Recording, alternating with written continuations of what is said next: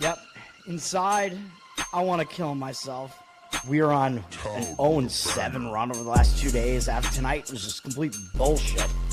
So that's how I'm going to start off this show. Horrible Sunday, 1-5. I don't even know what to tell you about that. I just don't want to do this anymore. I have never seen anything like this, man. With the slump continuing, 2 straight losses, not a good day at all. 0-4. I just have not had a good season, man. What can this slump that I'm on? The slump continues. I've reached a new peak, actually. I'm gonna burn my Bruins hat, man. I don't know what is going on with the Bruins. March 8th, is that what it is? I don't even know. It's March 9th, I think. Who even knows, man? I don't know what day it is anymore. I don't even know what day it is anymore, man. Back with you after the worst day that I could possibly have. Back with you, as I always am. Until I die, at least. 0-2 yesterday, and yesterday did not go well for me. 0-5. The worst month that I've ever had in my 18 years doing this. I don't know what to even tell you about this anymore. Broke the slump yesterday as the slump discontinues. The slump continues. Somebody fucking kill me, please. I don't even know what I should do at this point other than potentially end it all.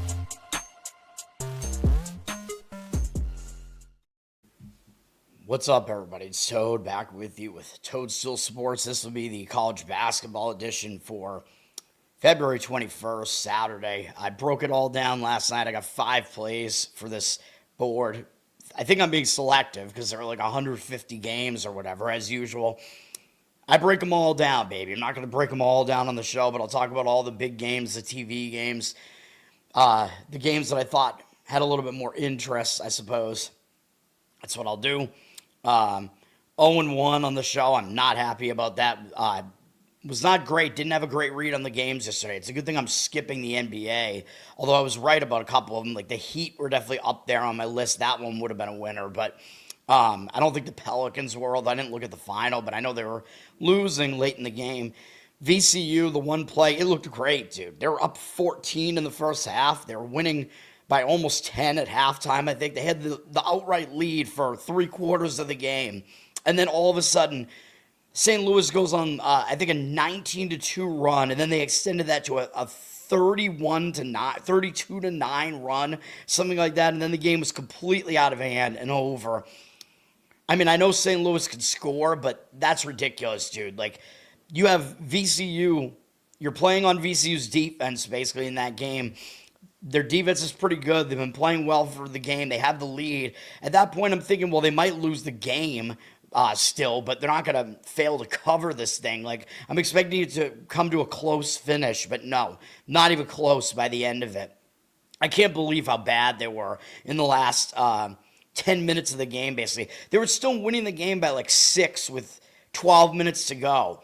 And then you have a 14-point swing after that, worse than that, because they lost by 13. I think at one point they were down by almost 20. I'm not happy about it, dude. We'll move on to today. Kyle, what's up? Thanks for hanging out. Let's get this done, because this is going to be... This show always takes way too long. It cannot take too long, because I have to come back. I have to look at NBA. I have not looked at it at all. I have to come back and do the NBA portion of the show later. Let's go down some of these games here, man. Noontime, ESPN, number 12, Florida is at Ole Miss here. I mean, this one, just on the surface, it looks like one of those ones where, oh, you have the slow-down, unranked team at home. Like, they're probably going to be a big underdog here. It looks like one of those, games where I'm going to be looking towards the home dog here. Although, I don't know. I mean, this is not going to be one of my plays. Florida is coming off an easy win over South Carolina. So... not really anything to see there. They do have Texas on deck, which maybe they'll consider to be a little bit of a bigger game. Texas is actually pretty good, and they're on kind of a roll right now. So, yeah, there is still the possibility that Florida doesn't really take Ole Miss seriously here, and they just go through the motions. But the spot doesn't seem horrendous to me in any real way. Ole Miss... they've lost a bunch of games in a row, 8 games in a row, so you got to think they probably will show up. They get to host Florida. It's a big game, but they're coming off a big game on the road where they almost pulled off an upset at Texas A&M. played them close. Texas A&M were 9.5-point favorites. And I talk about when a team is a big underdog, they play well and they fall just short. A lot of times they just won't have enough energy left in the tank after that. Like, it's not going to be a mental thing. Like, yeah, sure, you're going to get up to get, to play Florida, but the energy just might not be there by the end of the game. Florida's clearly the way better team here. I think based on the spot, Florida is actually in the better spot here, believe it or not. So I would actually probably lean towards laying the points with Florida, even though stylistically, yeah, I guess you could make the argument it does set up okay. Let me bring Mr. KenPom back up here because I forgot to bring him up. But yeah, Florida's a faster-paced team, very fast, in the top 50 in tempo. Ole Miss is going to try to slow it down, but they just don't really have the weapons here this time. So yeah, I mean, again, stylistically, it looks like a game where you might want to look towards the home dog as the slowdown team, but in this case, they might just fatigue, get overwhelmed. I don't know. Florida's a 13.5-point favorite. I'd probably lay it, but the public is going to be on that side. I'm going to stay away.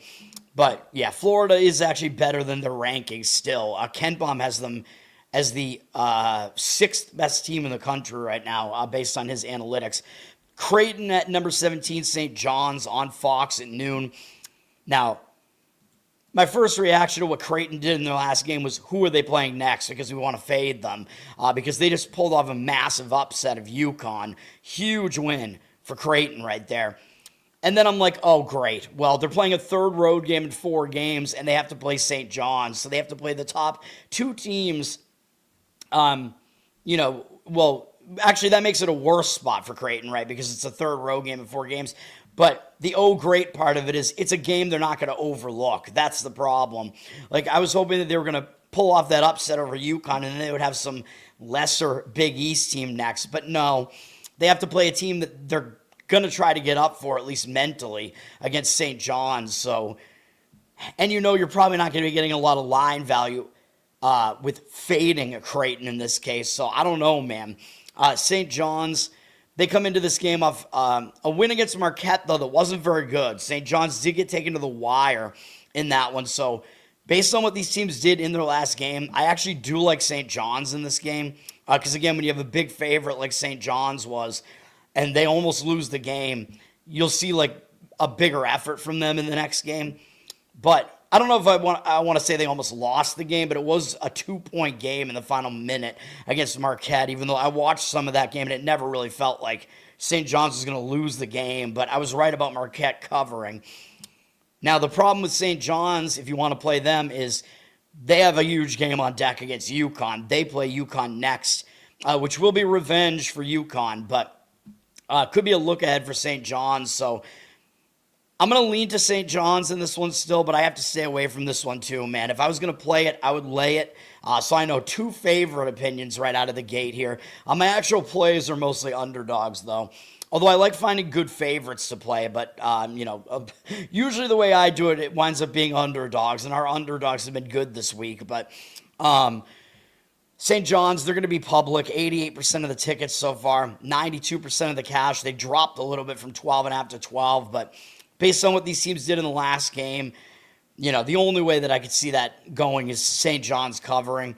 All right. ESPNU is deciding to torture us at noon with Loyola Chicago and St. Joe's. This is a terrible game. I don't know why this game is on TV. Loyola's been awful. They did just almost pull off a mild upset, I believe, at Fordham. So they actually played okay at Fordham. Now they're playing a third road game in 4 games. They're obviously the lesser team here against St. Joe's, but St. Joe's already totally embarrassed Loyola in Chicago by 21 points. So this is a road revenge angle for Loyola, or what might be more the case is that St. Joe's might just not pay attention to them this time. St. Joe's is coming off a decent win on the road at St. Bonaventure. St. Joe's, I think, was probably actually an underdog in that game. I've been talking to you, like, I've been saying this all year, dude. St. Joe's is nowhere near as good as their record makes them look. They're actually not good. Bonaventure is actually better than their record looks. Believe it or not, yeah, Bonaventure was actually a 5.5-point favorite in that game. So St. Joe's actually pulled off an upset in that game. And they have a pretty big game on deck against George Mason, who is still near the top of the conference, and that is also a revenge game for St. Joe's. So a lot of things do kind of line up here towards Loyola Chicago. That would be the way I would have to lean in this game. I know they stink, but you're getting a lot of points here, although you've already lost some market value on this.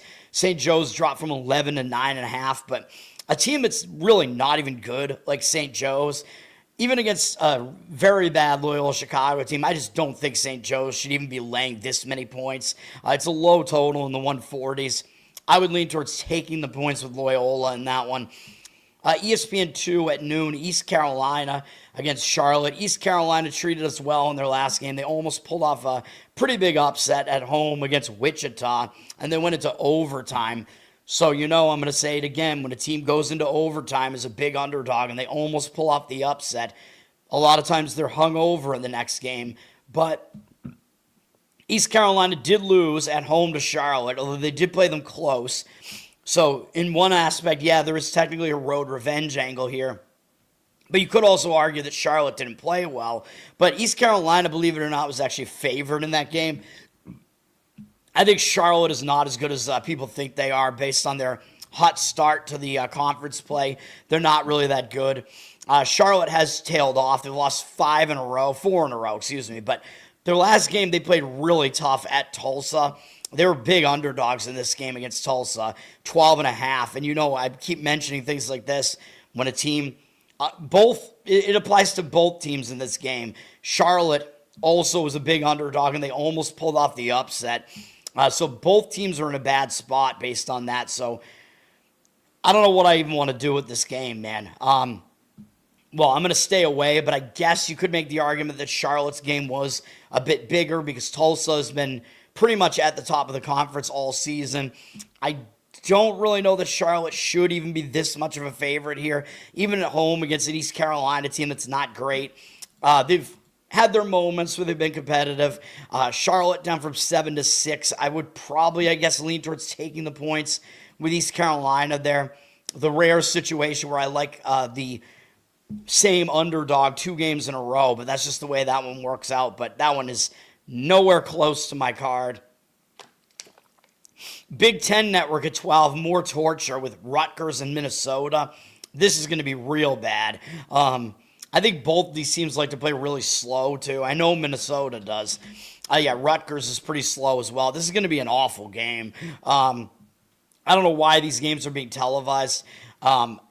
This is not a game I'm going to have anything to do with. Rutgers is on a 2-game win streak. They did just beat Maryland and Penn State, 2 of the other worst teams in the conference. They have to step up in class a little bit to play Minnesota. Minnesota is actually a little bit better than those couple of teams. Minnesota will be a big favorite here, though. Minnesota is also traveling back from the Pacific Coast. They just beat Oregon, which I think was probably actually an upset. Let me see. Oregon, even though they have a horrible record, they actually are getting odds maker respect. Yeah, they were actually 3.5-point favorites there. Minnesota won that game by 17.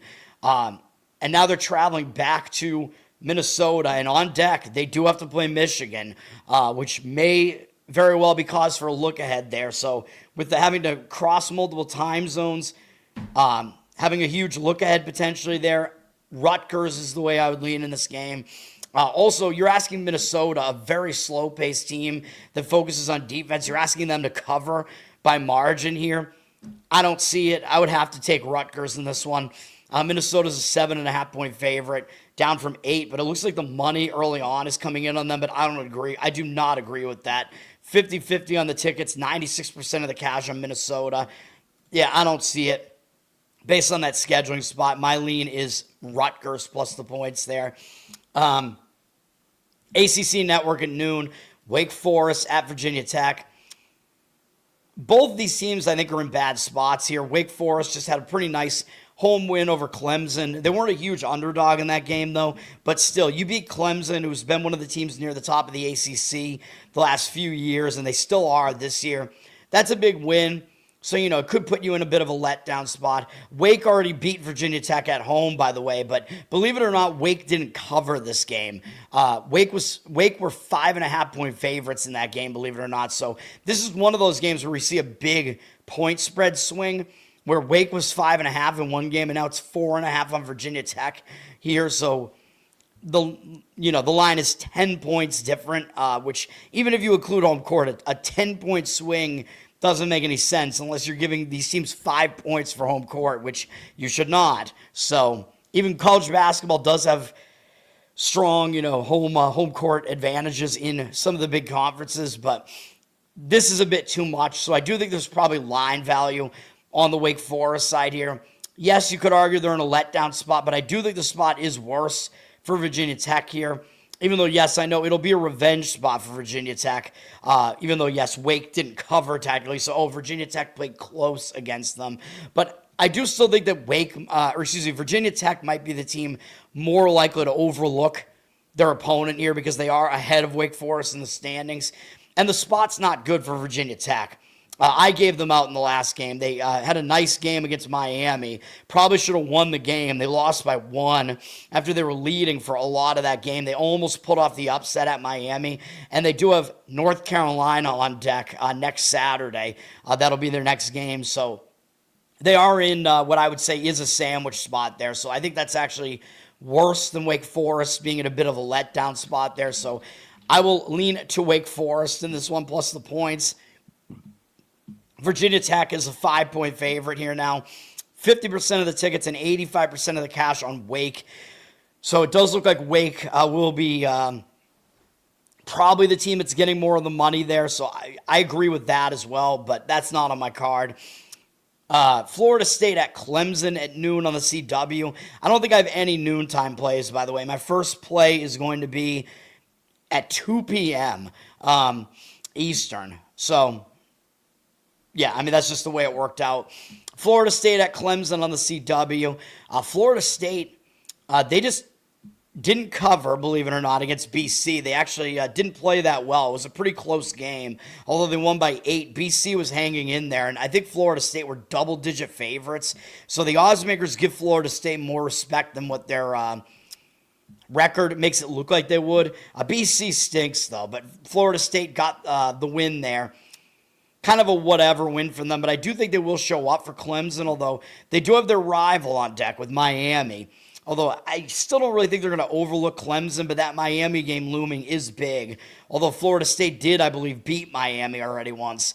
In Miami, I believe. Clemson comes into this game on a pretty bad losing streak. 3 losses in a row, but you can kind of see why they lost to Wake, because they had that huge game against Duke the game before that, so they probably just didn't have a whole lot of energy left.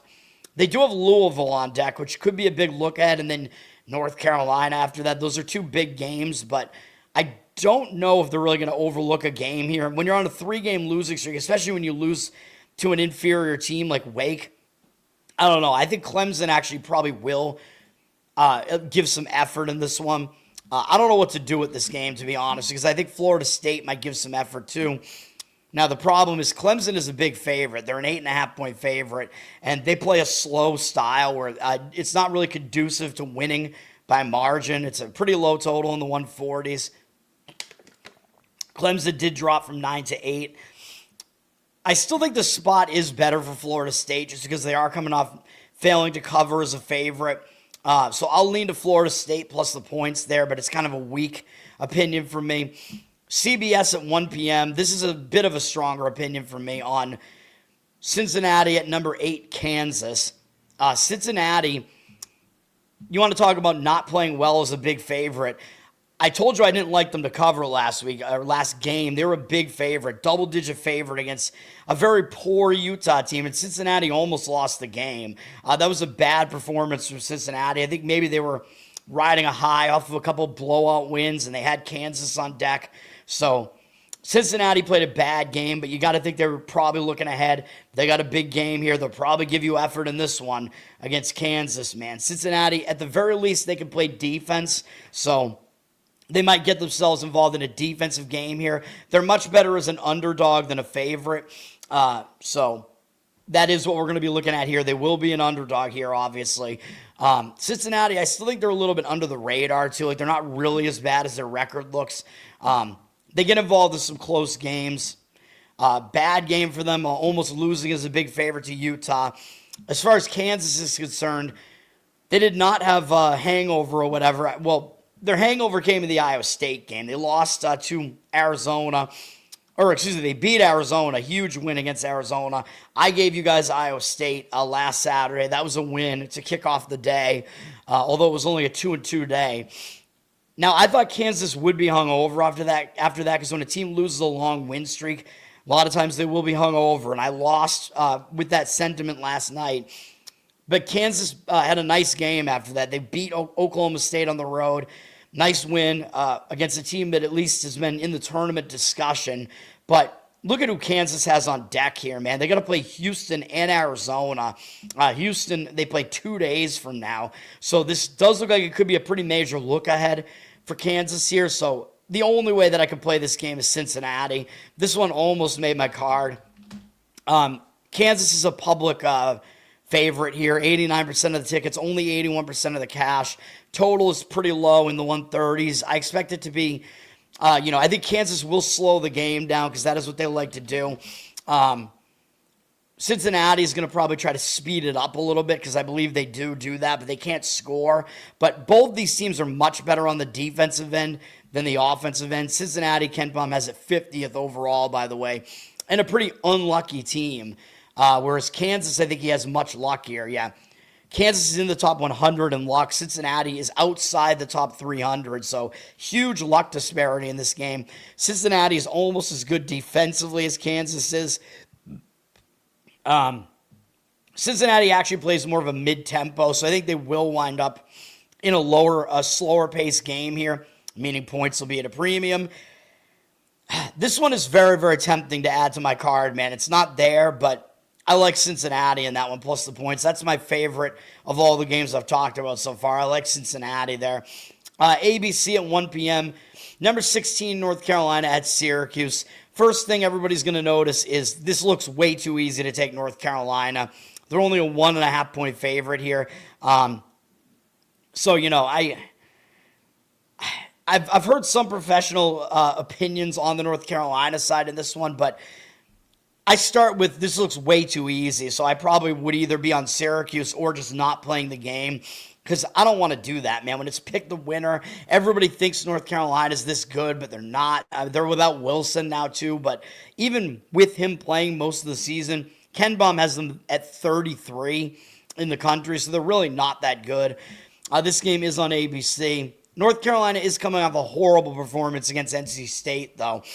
So you could argue they will bounce back because nobody wants to lose by 20-plus points, but they're playing a Syracuse team they already beat, and I know they didn't cover. They only won by 10, but that game was completely out of hand. North Carolina was winning that game by probably almost 30 points, and they took their foot way off the gas, and Syracuse had a ridiculous backdoor cover in that one.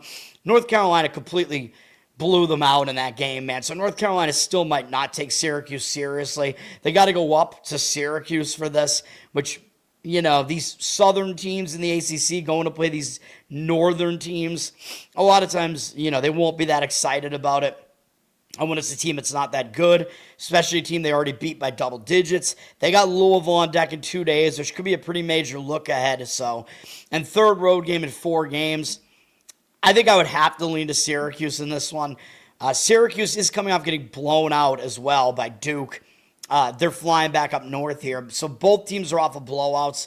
But to me, yeah, I think Syracuse makes more sense in the game. Although the money looks like it has come in on North Carolina early, flipping them from a 2.5 point dog to a 1 point favorite.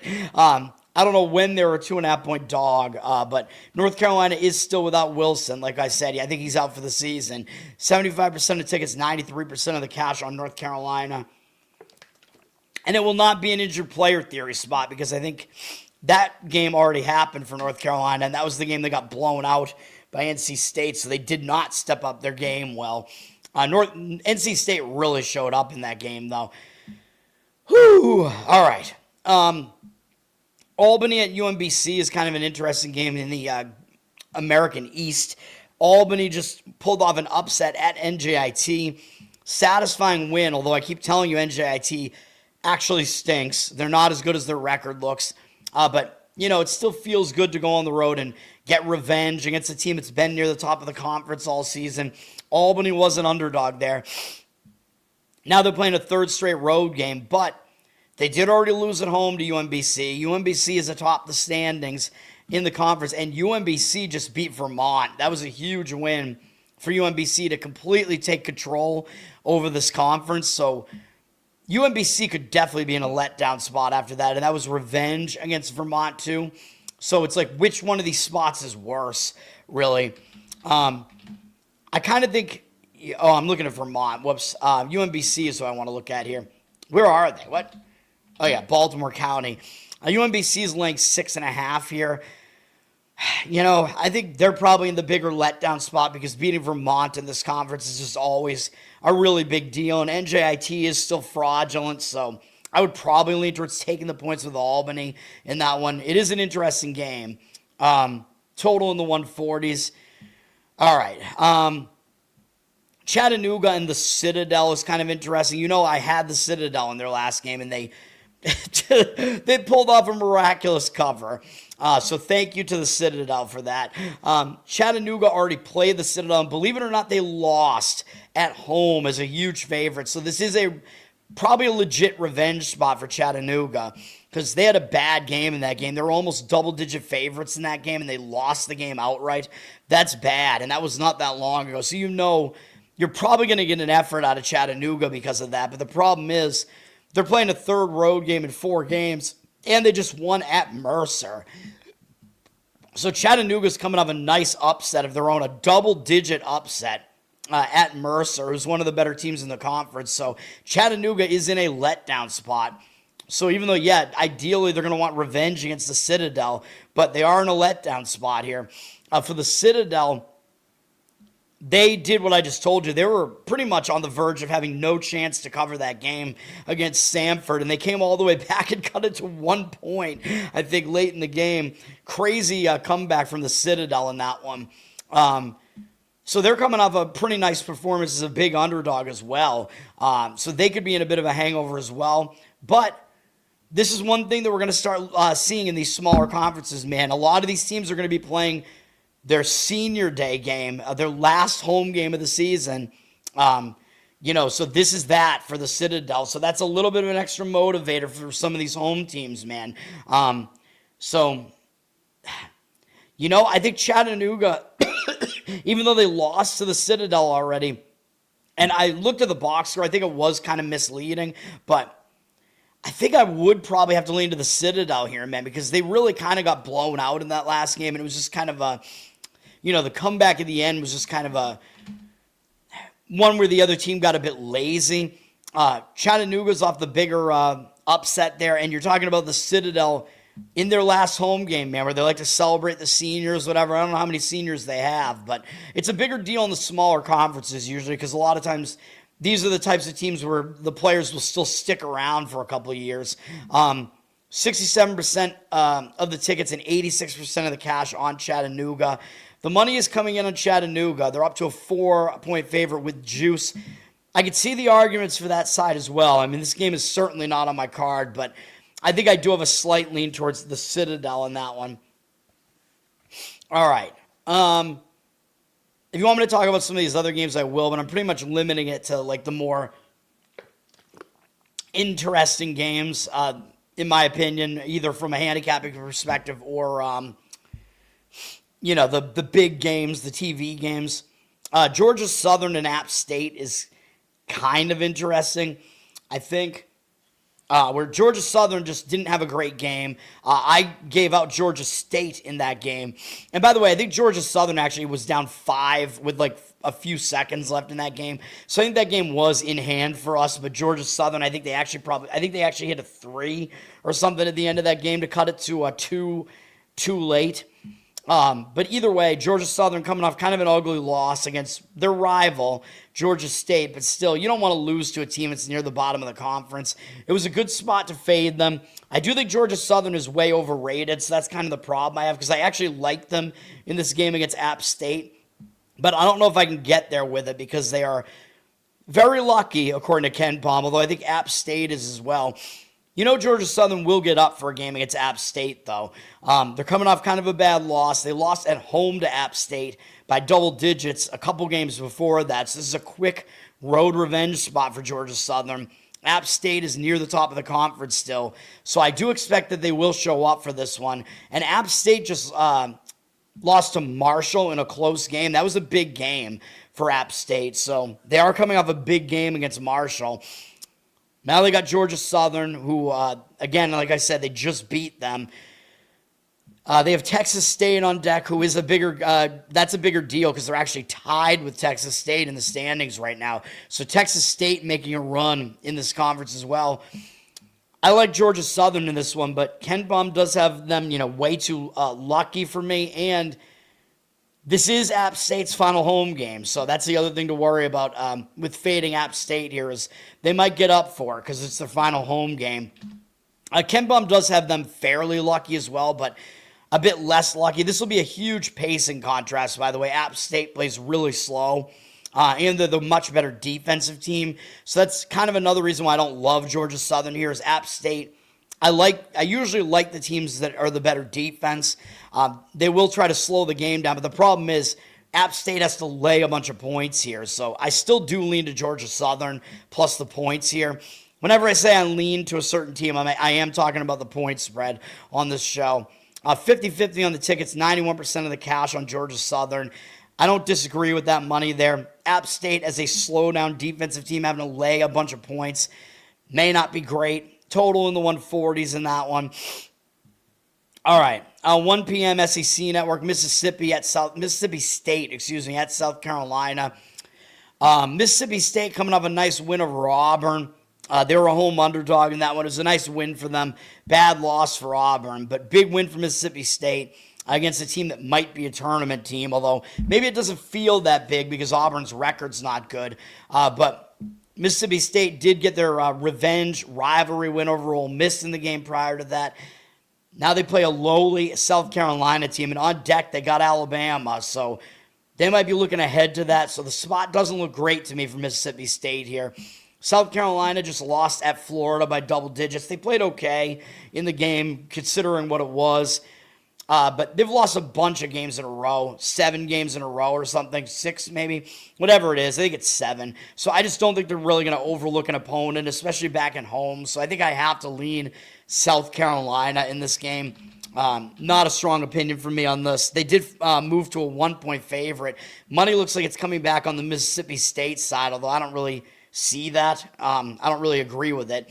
67% of tickets on South Carolina, 78% of the cash on Mississippi State. So do with the information what you want, man. TNT and True TV at 1:30 p.m. Xavier at Butler. Big East matchup here.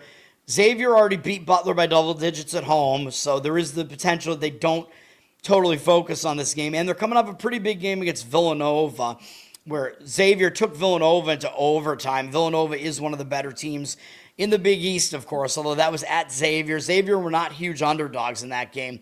They were 4.5, so they did still cover. But you take a good team into overtime like that, a lot of times you will be hung over into the next game. And again, they did already beat Butler pretty handily. But I don't think I can get there with Butler either, because Butler did just pull off an upset of their own. That was a win I gave out in the middle of the week. They caught Georgetown off of, I think, playing UConn really close. So Butler caught Georgetown in a good spot to catch them. Butler got the upset win. They do have Villanova on deck as well, although if I were to guess, I don't think they're going to overlook Xavier here, though. And Butler did just end a long losing streak. So even if it is a mild upset, or, well, it was about a 6.5-point upset, so not totally mild, but you end a 6-game losing streak, a lot of times ending that momentum will propel you forward. So I probably prefer Butler in this game. Not a really strong opinion here, but you're laying 3.5 with them. It does look like they're an anti-public side. 60% of tickets and 58% of the cash on Xavier. So Xavier does look like a public underdog, which is usually something you do want to fade. The public usually does not like underdogs. So that means you're getting the team that's favored in the game, the team that's supposed to win the game, and fading the public. Yeah, I would lean to Butler in that one.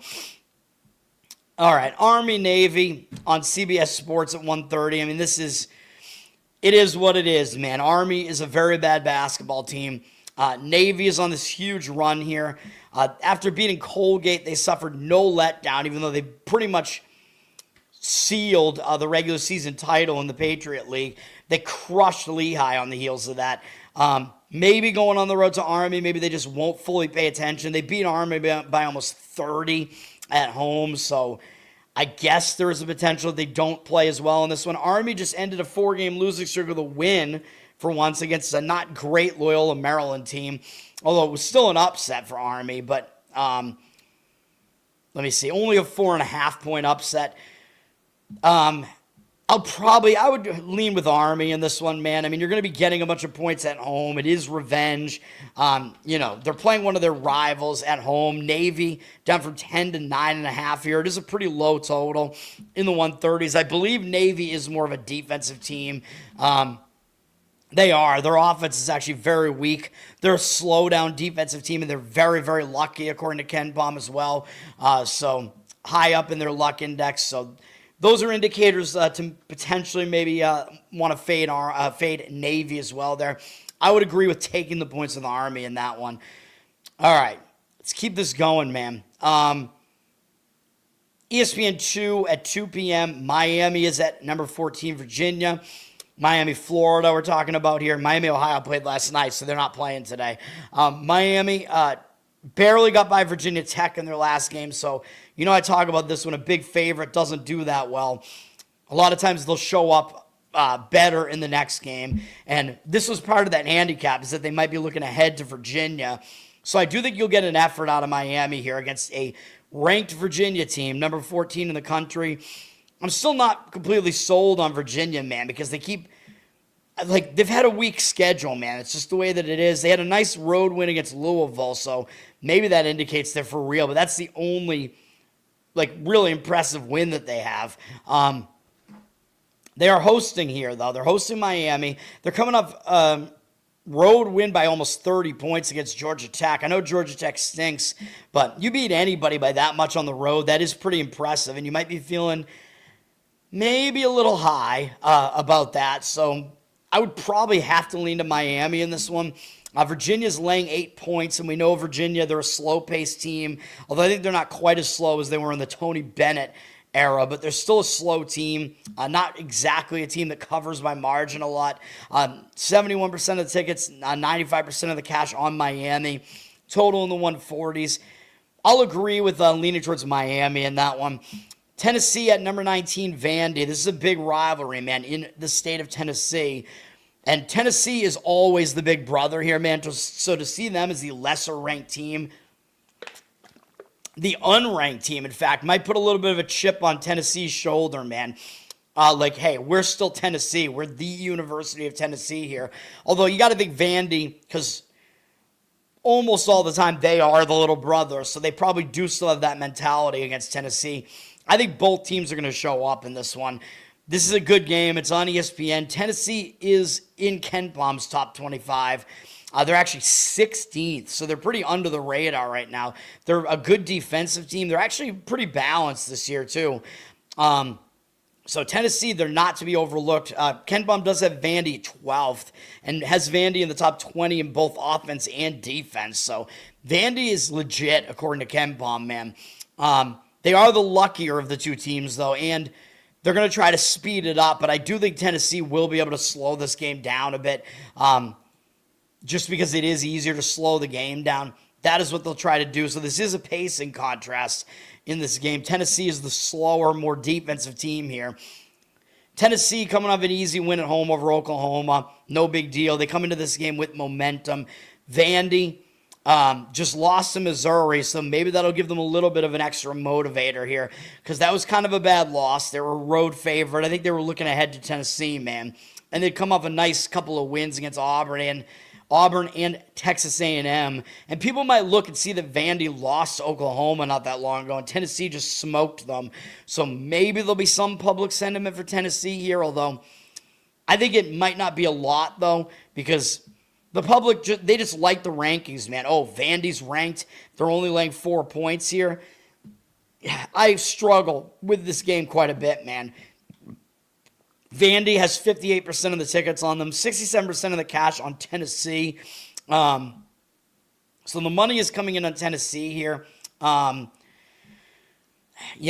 what the market read says. I don't have a strong opinion either way, so I guess I'll agree with the market read for now on Tennessee. But, and again, you are getting the better defense getting points still with Tennessee. So that is something. Although their defense, believe it or not, is not that much better than Vandy's. So, all right.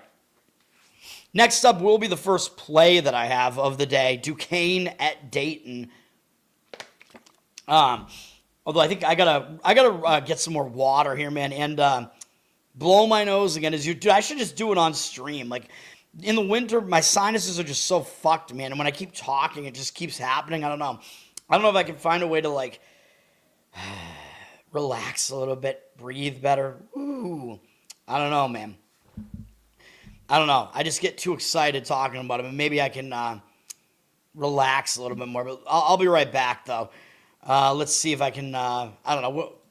Should I go to an intermission here? Should I show the market read on this? There isn't really a market read to show on this yet. But give me a second because I do want to get the show done.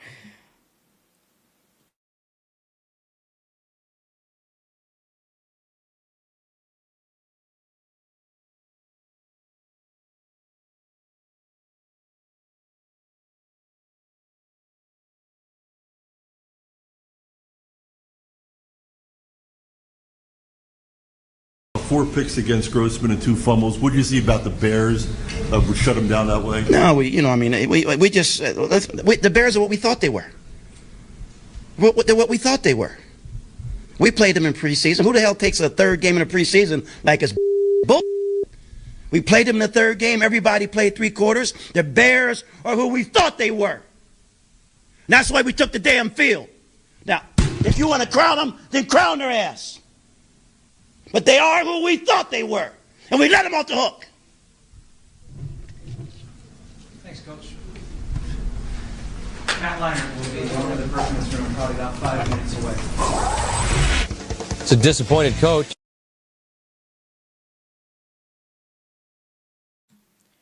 All right. Duquesne and Dayton here. Yeah, let's do this. Best bets.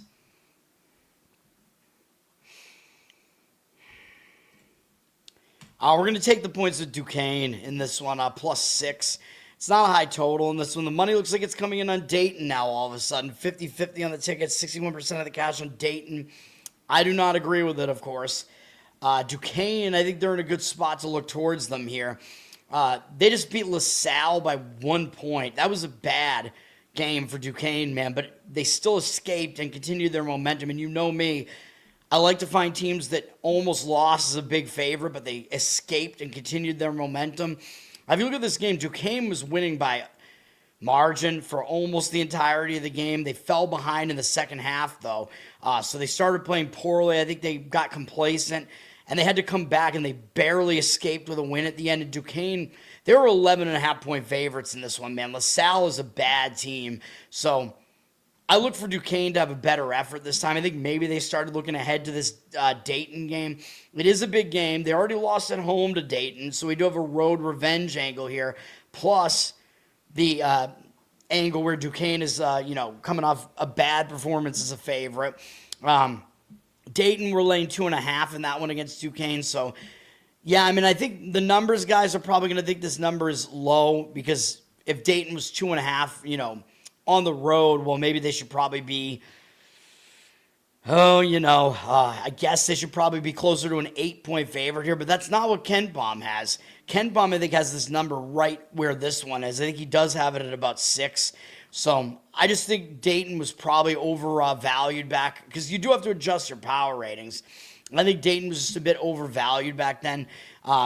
I'm going to show you KenPom's numbers in a bit. I think Duquesne is actually kind of the underrated commodity here. And if you look at Dayton's spot, they're in an awful spot. They just went on the road and upset George Mason, although it was a mild upset of 2.5. But George Mason has been near the top of the A10 conference all season pretty much. That was a big win for Dayton, man.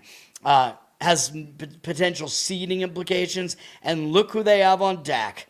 They got St. Louis on deck, man. So this has basically everything that I look for. Dayton is in a sandwich spot. It's a road revenge angle for Duquesne. They're an underdog. And Duquesne's coming off a horrible performance as a huge favorite. So we're going to roll with Duquesne in this one, man. And looking at the KenPom numbers here, Duquesne, they almost cracked the top 100 for him. They're not a very lucky team. They're in the bottom third of luck. They're a pretty balanced team, believe it or not. In the top 131 in both offense and defense, although they actually play a bit fast. Dayton plays a bit slower, even though they are the Flyers. Yes, they do. My mistake. They're a mid-tempo team, though. But Dayton is in the top third of luck, so they are the luckier team. And Dayton is the better defense, but their offense is not really that great. So if this is going to wind up being a defensive matchup, that does kind of indicate that you might want the dog as well here. Total is in the 140s. We will go with it. We will go with Duquesne plus the points there. And let me just make sure that the number that KenPom has looks good on this. He does have Dayton as a top 100 team. Yeah, he has this number right at 6. So I think the odds makers, they just have to adjust, man. And sometimes even when it was an over adjustment from the first game, sometimes it's warranted. Like sometimes even if it looks like it was an over adjustment from the first game, sometimes in the first game the odds were just not right. So it's one of those things like you have to put more weight in a huge shift in odds when the game was more recent. You know what I mean? Because teams shouldn't shift that much in their power ratings over a small period of time, but over the course of much of a season, more of a shift might make sense depending on what these teams are doing. All right. Let's keep going here, man. ACC Network at 2 p.m. Notre Dame at Pitt. This is an ugly one. Notre Dame just ended a losing streak with a win over Georgia Tech, so that should give them some momentum. Probably good for them, break their losing momentum coming into this game, but they do have Duke on deck, so there is the possibility they're going to look ahead here. For Pitt, Pitt is on a 5-game losing streak, so I do think they will show up. They're coming up big games, though, against Duke and North Carolina, but they didn't really play close in either of those, so this is one of those games where, I think both teams will probably show up, but which way do we want to go with this? I don't know. Pitt dropped from a 2-point favorite to a 1.5-point favorite there. I guess I'll lean to Notre Dame slightly there. I think they are the better team. I think as far as what these teams did in their previous game, I think it's better for Notre Dame. So I guess that's the way that I'll lean. Very small opinion on that, though. Keeping it going, man. We're keeping it going. What else we got here? North Dakota State. I don't think I want to talk about that game. They got Kansas City. Yeah, whatever. Harvard and Cornell could be an interesting game in the Ivy. Harvard is coming off a really close call against Yale. They almost were able to season sweep Yale. They played them close both times. It would have been a big win, man, for Harvard against the obvious best team in the Ivy, Yale. So Harvard is coming off of that, and that ended a win streak for them. So you got to think they might be a bit hungover coming off that big game against Yale. They got to go to Cornell here. Now, Cornell did already win at Harvard, though, so there is a little bit of a road revenge angle here for Harvard. So I don't really know they're going to entirely overlook Cornell. Cornell is pretty close to them in the standings in the Ivy, too. I do think Cornell is probably the third best team in the Ivy.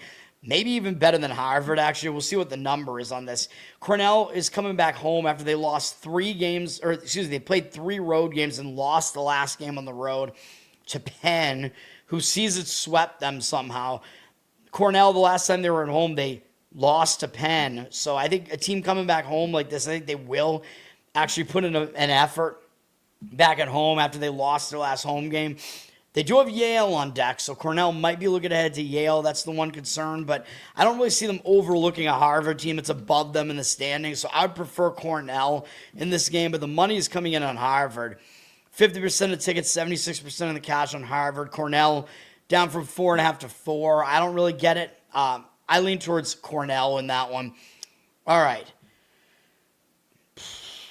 What else do we want here? Yale, I mean, you could make the argument Yale is in a sandwich spot because they did just get that win on the road against Harvard. They got a Penn team they already beat on the road by 17 points here. And they got Cornell on deck, who is somewhat close behind them in the standings, but Penn is actually closer to Yale in the standings, believe it or not, even though I don't think they're actually legit. So that might keep Yale focused a little bit because they're only 2 games ahead of Penn. But I don't know. And then Penn is coming into this game off of a nice win over Cornell, but they have momentum at least. They've won 4 games in a row. I don't see them overlooking Yale, obviously, though. So I do think I still lean to Penn in that game, plus the points. Yale already dropped from an 11-point favorite to a 9.5-point favorite. So some of the value already kind of extracted from that number. But I do agree with that move generally. I would be looking towards, Penn in that one. All right. Lemoyne and Stonehill is a little bit of an interesting one where Lemoyne just almost pulled off an upset where I think they were about 8.5-point underdogs at Central Connecticut, and they fell just short, lost the 3-game win streak, and they have to go on the road to face Stonehill, second straight road game. So Lemoyne could be in a bit of a hangover, but they did lose at home to Stonehill by 11, so that might keep them in check a little bit because Lemoyne was definitely a big favorite in that home game against Stonehill, or at least a decent-sized favorite there. So, they fall into one of those avenging road favorite angles where the better team is in revenge, so there's a chance they don't overlook Stonehill here. So there are some conflicting factors in this game. Stonehill's on a big losing streak, though. They've lost 5 games in a row. I expect them to show up just because they're not having a good stretch of basketball here. Lemoyne's a 2.5-point favorite, like I showed you. I probably lean to Stonehill just because Lemoyne is coming off that bigger game, but that's a tough read for me in that one. Charles, what's up? Thanks for hanging out. All right. What other games did I even want to talk about here? Some of these games are just so ugly, man, that it's just like, I got nothing to really even say about some of these games. Let me see here. Well, Samford and Mercer, both of these teams, as I already showed you, they're both coming off bad games. Mercer just took an outright loss as a big favorite against Chattanooga. Samford just took their foot off the gas too early and almost lost to the Citadel. So both teams should be focused here. Mercer might have the bigger chip on their shoulder, man, because they went to Samford already and lost by 20 points. So I probably would have to lean to Mercer in this one. Samford is actually tied with them in the conference standings now. Samford is also playing a 3rd straight road game, which makes it a little bit more difficult for them as well. So, and Mercer coming off kind of the uglier game there. I think I would lay it with Mercer in that game if I was going to do anything with it. All right. We got Central Arkansas and Florida Gulf Coast is kind of a weird one. Central Arkansas, well, really, it's just that they have a look ahead to Austin Peay and then Queens, and those are the 2 teams that are in competition with them for the top of the conference pretty much right now. So those are big games on deck, especially Austin Peay. So big look ahead spot here for Central Arkansas. They're playing Florida Gulf Coast here, who they did already beat, but they only beat them by 2 at home. So maybe they kind of take them seriously for that reason, and they do have momentum. They've won a lot of games in a row here, but this game looks like it might be a game where they might trip up, man, because they have that big game on deck. And then the Queens game is their home finale, too, after that. So I like Florida Gulf Coast in this one generally. Florida Gulf Coast coming off a pretty bad performance, actually, against Jacksonville. Florida Gulf Coast were 6.5-point favorites in that game, and they only won by 2. So they're continuing their momentum, staying at home. I think they will be focused on Central Arkansas. So I would lean to Gulf Coast in that one, man. They're only a 1.5-point dog, so in that respect, it looks way too easy to play Central Arkansas. Is basically a pick the winner. Like, you're obviously going to want to take the team with the better record, but I would hesitate in that one, man. I lean to Florida Gulf Coast in that one. ESPNU at 2 p.m., SIU Edwardsville and Tennessee State. It's a decent Ohio Valley game between a couple of the better teams in the Ohio Valley. SIU Edwardsville just had a pretty ugly loss at Tennessee Tech. Kind of explainable because they lost a win streak and they were coming off big games against SEMO and UT Martin and lost to UT Martin to end their win streak. So maybe they bounce back here against Tennessee State. They did already beat Tennessee State by 8 at home, though. But it does look like kind of a bounce back spot for them here. Tennessee State is now in the driver's seat in the conference, although they're actually in a three-way tie. Believe it or not with UT Martin, but with SEMO and Morehead State now, even though I think UT Martin is still one of the better teams, still the best team in the conference, power ratings-wise. Tennessee State coming off a bigger game against Lindenwood, because Lindenwood was in that pack as well. And they do have a big game with SEMO on deck. They're tied with SEMO. So even though they lost to SIU Edwardsville, there's a chance they don't take them as seriously now that they're atop the conference and they have a 2-game lead over SIU Edwardsville. So I think I have to lean to SIU Edwardsville in this one. They are getting the money, it looks like. Tennessee State's a 4-point favorite.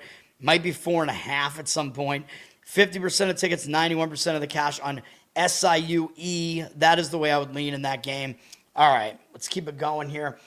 CW Network, Georgia Tech at number 21, Louisville at 2:15 p.m. for whatever reason. Georgia Tech coming off an ugly loss, although it was to a good Virginia team, but still. Georgia Tech, you got to think they're going to at least try to show up for a game where they're on this big losing streak.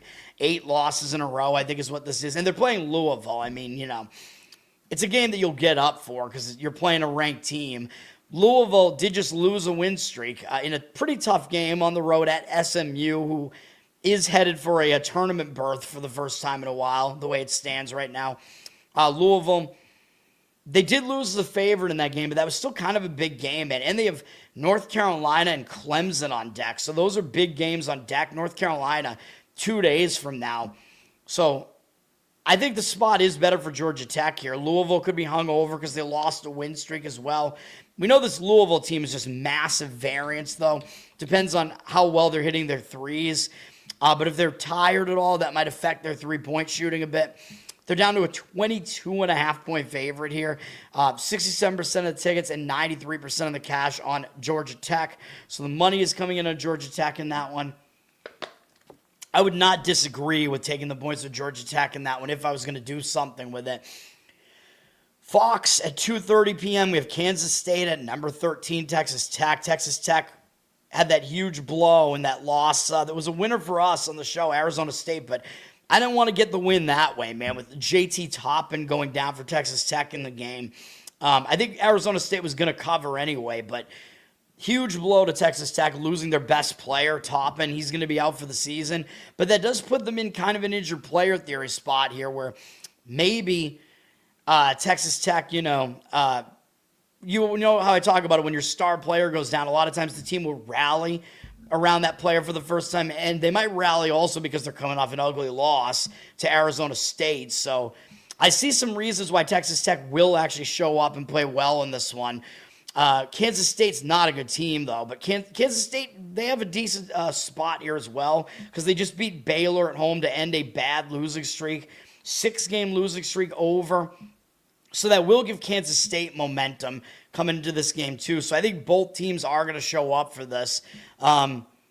Texas Tech only has Cincinnati on deck, so I don't see that as being a look ahead. I would probably lay it with Texas Tech in this one, to be honest. They dropped from 15.5 to 13. I think some of that is because of the Toppin injury, though. 60% of tickets and 53% of the cash on Kansas State. So believe it or not, Kansas State looks like they're a public underdog right now. I don't really know if that's accurate, though. Like, do you really think the public is going to be on Kansas State just because Texas Tech lost Toppin? They probably won't be. They'll probably still expect Texas Tech to bounce back. So I don't know. I don't know what's going on with the market there, although if Texas Tech winds up being an anti-public favorite, better for that side, I guess, but I would probably lay it with Texas Tech in that one. All right. Number 4, Arizona. Number 2, Houston. Arizona is a guaranteed win. Indian, I do not agree with that whatsoever. No, absolutely they are not. They're going to be a 4.5-point underdog in this game. So Arizona's coming off a game against BYU. They played, look at this run for Arizona, dude. You think this is a guaranteed win when they've had to play at Kansas, at Allen Fieldhouse, then another tough game at home against Texas Tech before Toppin was down. Then they had another game where they got kind of pushed against BYU. BYU came back and made that a close game late. 4 straight ranked opponents, and you think Arizona is a guaranteed win in this game? Okay, bro. Houston is coming off a loss where they did lose a win streak. So, yeah, that is bad. When a team loses a win streak, I do talk about how they could be hung over. But the good thing for Houston, at least, is that it was only a 6-game win streak.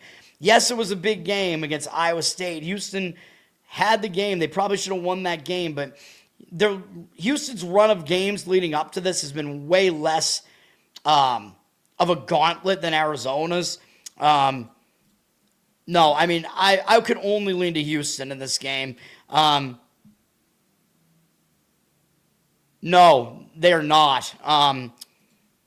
I disagree with that. I'm going to lean Houston in this one. Houston's one of the best fundamental teams in the entire nation with Kelvin Sampson. Houston is a 5-point favorite now. So if you're talking about Arizona winning outright, yeah, good luck with that. 68% of the tickets, 89% of the cash on Houston. I would lay it with Houston in this one. The money looks like it does agree with it as well. Houston, although I know there is the talk now that Houston is now one of the 1 seeds in bracketology. They are in mine too, just because UConn lost. But Houston is obviously a legit team. KenPom has them 5th in his rankings, Arizona 3rd. Houston, he actually has Houston as the lesser defensive team and the slightly better offensive team, which seems very, very odd. But this is also going to be a massive pacing contrast. And who do I always say wins out with the pacing battle? Oh, yeah, that would be the home team, the better team, and the team that could slow the pace down because it's easier to slow it down. Guess who all 3 of that applies to? Yeah, that would be Houston. Houston's the better team at home. And even though I know KenPom has Arizona as the better team, but I don't think they are. Houston is favored like they are the better team here. They're at least the favorite and at home, so I think they should be able to win the pacing battle, and it's easier to slow the game down. Arizona wants to speed the game way up. So, no, this is going to be an extremely difficult game for Arizona, especially given the lead up to this. I like Houston in that game. Let me see here. I'm looking at what Arizona's done on the road so far. You know, I mean, they've won most of their road games, but this is by far their most difficult road game, man. More difficult than Kansas. They did lose the game at Kansas, of course. They escaped at BYU. Didn't do that well at UCF. You know, I mean, this Arizona team can be vulnerable on the road. Even though they do have a win at UConn on the road early in the season in an actual road game, I'm pretty sure. But whatever. Yeah, Houston is my lean in that one.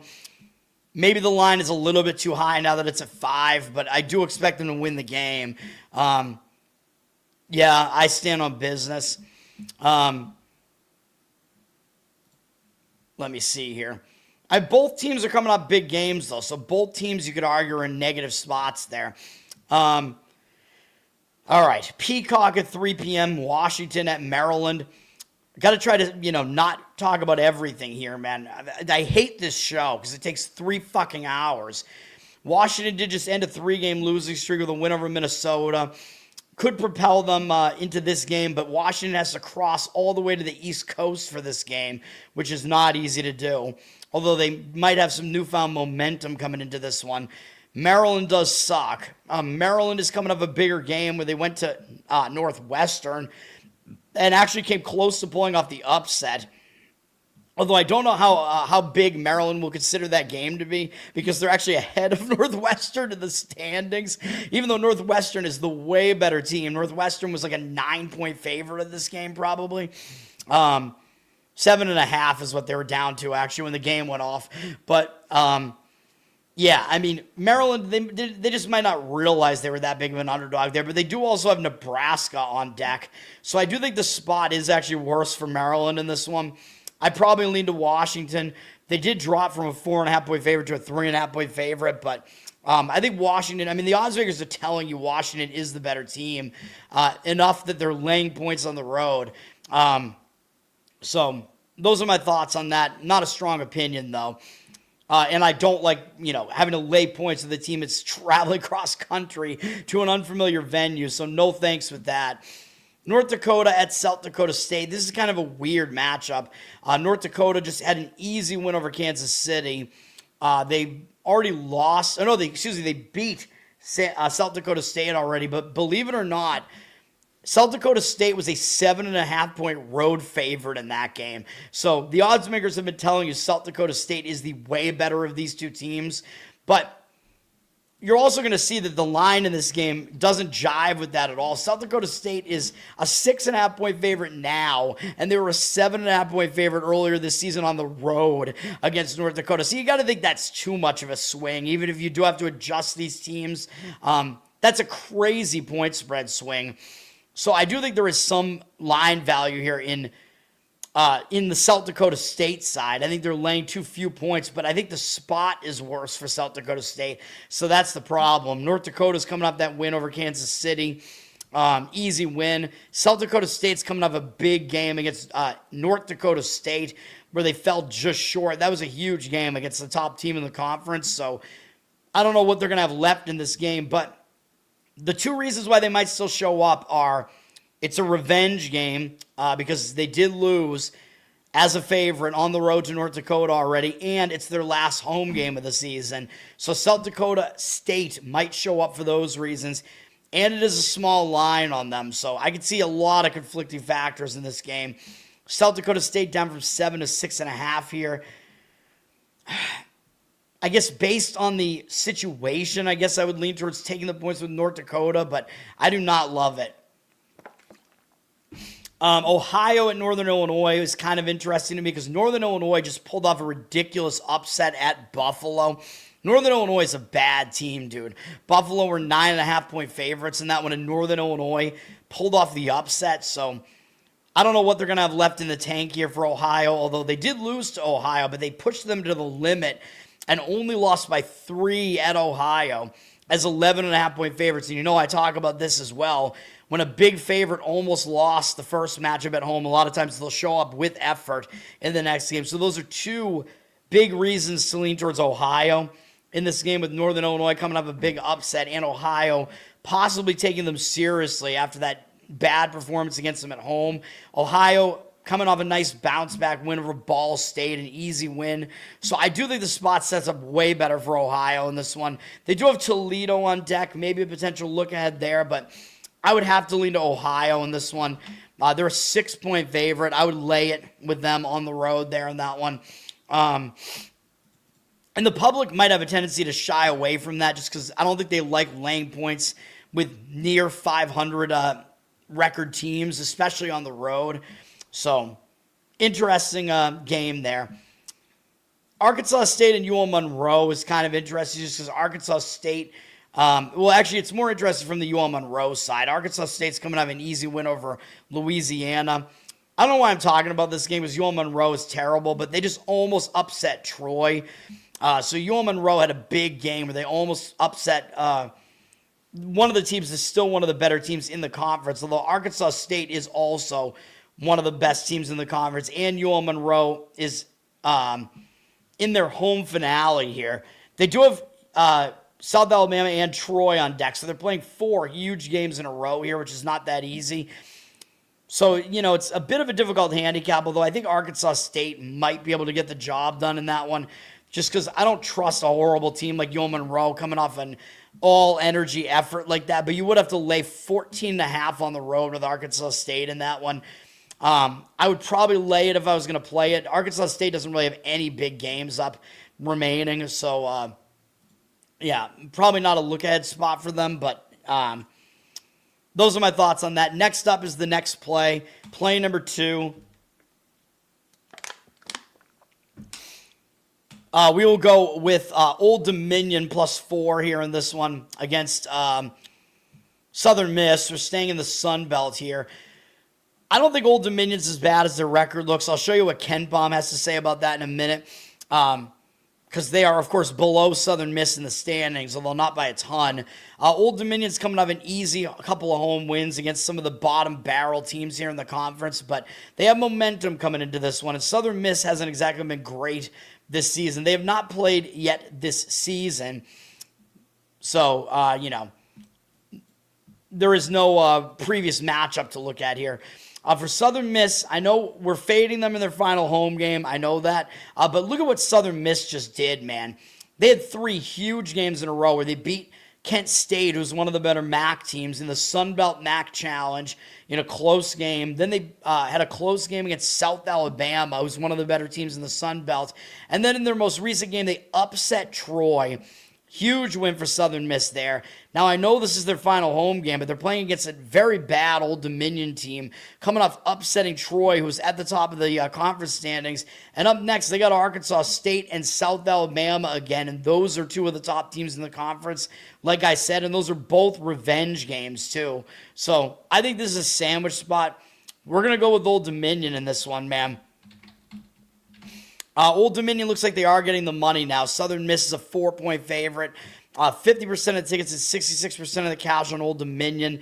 It is a pretty low total here. And if we look at KenPom, he's got Southern Miss way down at 238th, which is pretty bad. They're not a good offensive team, so laying points with a team like that focuses more on defense isn't exactly great. They actually play a mid-tempo, which is kind of weird, and they're lucky, according to KenPom, almost in the top 100. And then you have Old Dominion only 4 ranking spots behind them. And while Old Dominion is not the better defense, they're more of a balanced team at least. They're the better offense for what that's worth. They play kind of a similar tempo. Both these teams are slightly on the faster side, but Old Dominion is way less lucky, according to KenPom. So Old Dominion has been the team that has underperformed based on what they actually are, whereas Southern Miss has overperformed, according to KenPom. I think he has this being about a 2-point game, maybe a 3-point game, I'm pretty sure. So I think the numbers that he's laying out line up for this one, too. The luck index disparity looks good to me on this one. We're going to be on Old Dominion in that one, man. That one might be, I don't know, that one might be my least favorite of all of these, but that is on my card. I do worry a little bit about fading a team on senior day, but other than that, I like it. This next one up is almost on my card. West Georgia at Queens. West Georgia, they're coming into this game of a couple of big games. Well, this is a 4th straight road game for them, for one thing, so that's not easy. Playing 4 straight games on the road, but they almost pulled off an upset at Eastern Kentucky. This is a big game, 7.5-point underdogs. West Georgia took them into overtime. Now, one hesitation would be, do they consider that to be that big of a game? Because, believe it or not, West Georgia actually had a better record than Eastern Kentucky, so they might not realize they were a huge underdog in that game. But they were. They might still show up for a game against Queens, which is my hesitation, because Queens is near the top of the standings. But West Georgia is one of the most lucky teams in the nation, man, according to KenPom. So that's why I keep talking about this. That's why they were a huge underdog in their last game.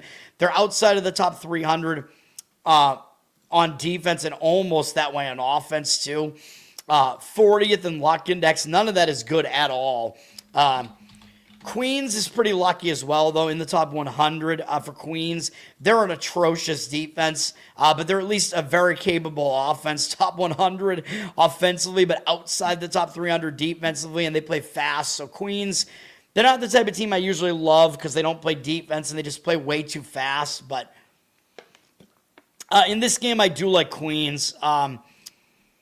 West Georgia coming off that big game where they almost pulled off the upset. Queens just had kind of an ugly game at North Alabama where they got by. They won the game. Wasn't a great performance. It was back and forth. The game was definitely close for comfort, I would say, as 8.5-point favorites against a pretty bad North Alabama team. So when a team doesn't play well as a big favorite, I think they show up better in the next game. And the other reason I like Queens in this game is they lost at West Georgia earlier this season, and they were big favorites in this one, 7.5-point road favorites, and they lost the game outright. So that's an indicator that you might want to look towards West Georgia here as well, because they will not overlook a team that upset them earlier this season. So I would lay it with Queens in this game. Close to being one of my plays. They're an 11.5-point favorite there. But, you know they could score, so they are one of the types of teams that laying points does make more sense with. But with their defense being so bad, that does mean that the back door is open. All right. Missouri State at FIU. This is another play here.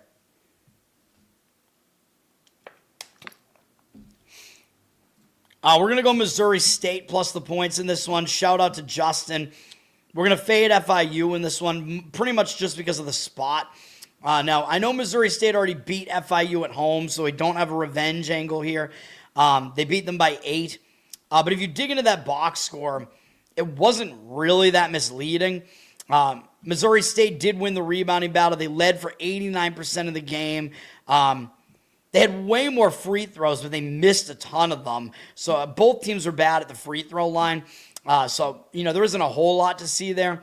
FIU did have more field goal attempts, but a lot of it was because Missouri State just kept going to the line.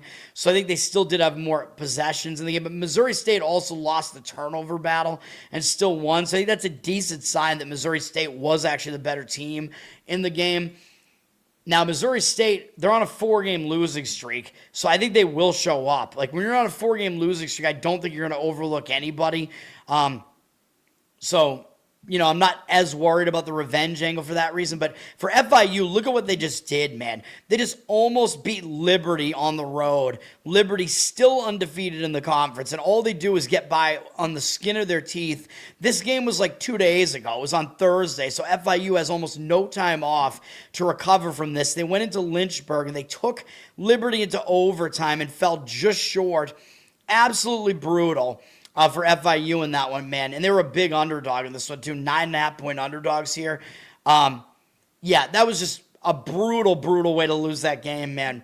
When you almost pull off the upset of the team that's been dominating the conference, I just don't see what they're going to have left 2 days later, man, even if it is a Missouri State team that already beat them. And FIU has Sam Houston up next, which is also a revenge game. Sam Houston already beat them as well, at home, by the way, at FIU. And Sam Houston is in second place in the standings, so you could make the argument this is a sandwich spot too. We are going to go with Missouri State here, man. And I know Missouri State's bad. KenPom's got them outside the top 200 in both offense and defense. They play slow, though, so they might be able to slow the game down, even though they are an underdog here. FIU is going to try to go fast, but maybe Missouri State can ugly this thing up, keep it close.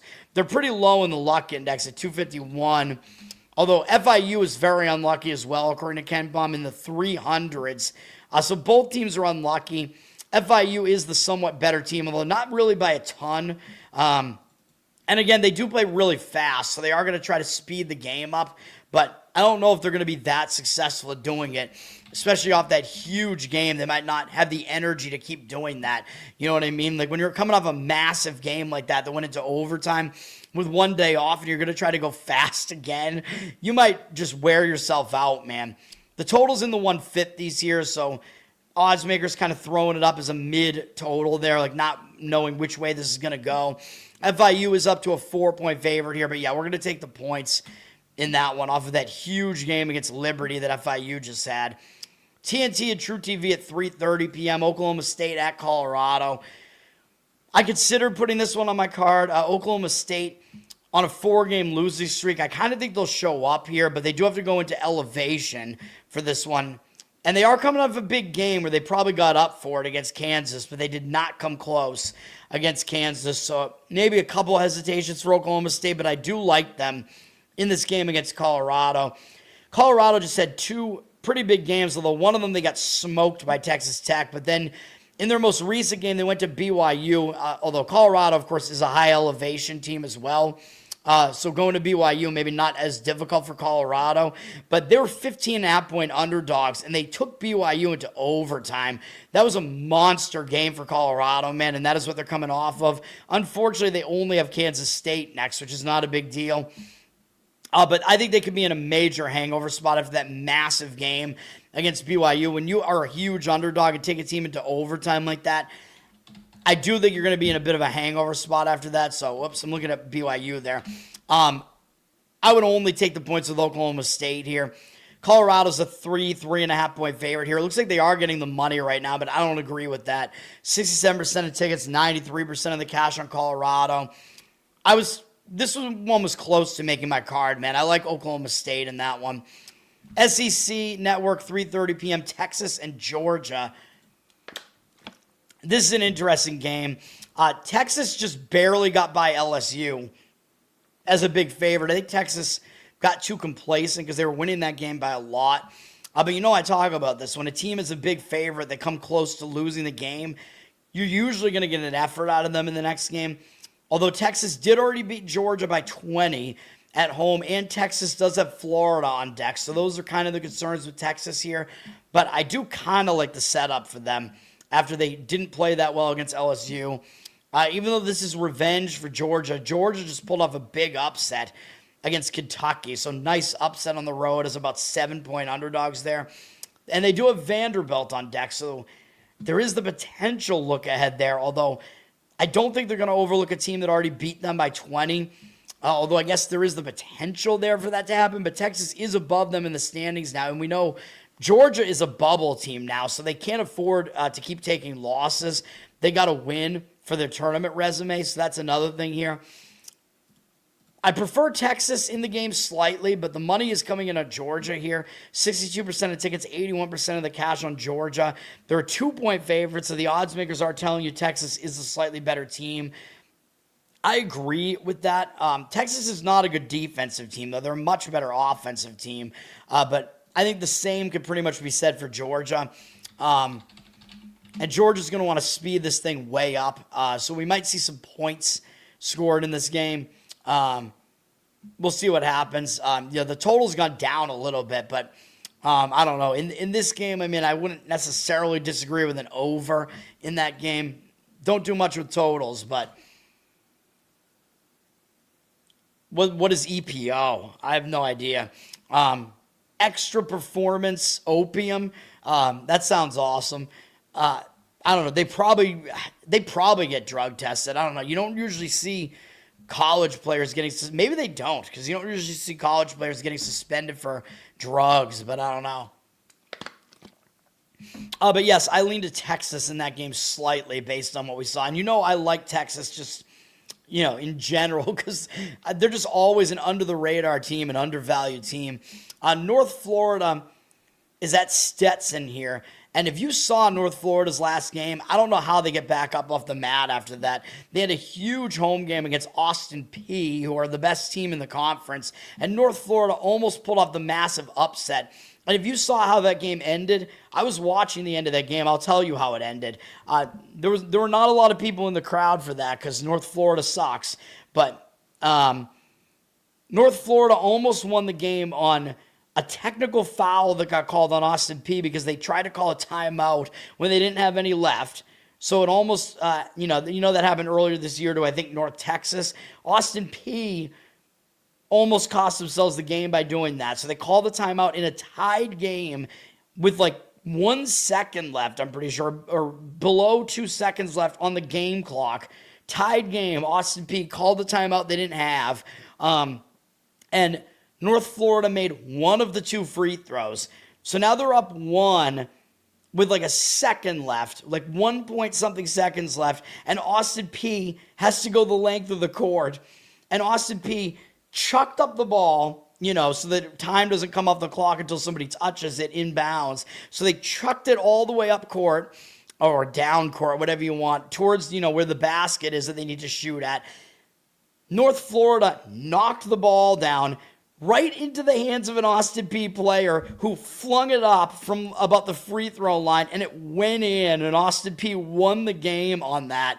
It was one of the most insane endings that you'll see all year, man. It was unbelievable. There must be video. Yeah, here's the video of it.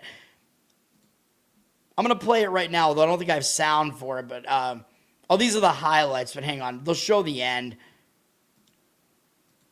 I'm just going to show it for you here if you guys can see this. Or actually, I guess it wasn't a full court pass, but it was,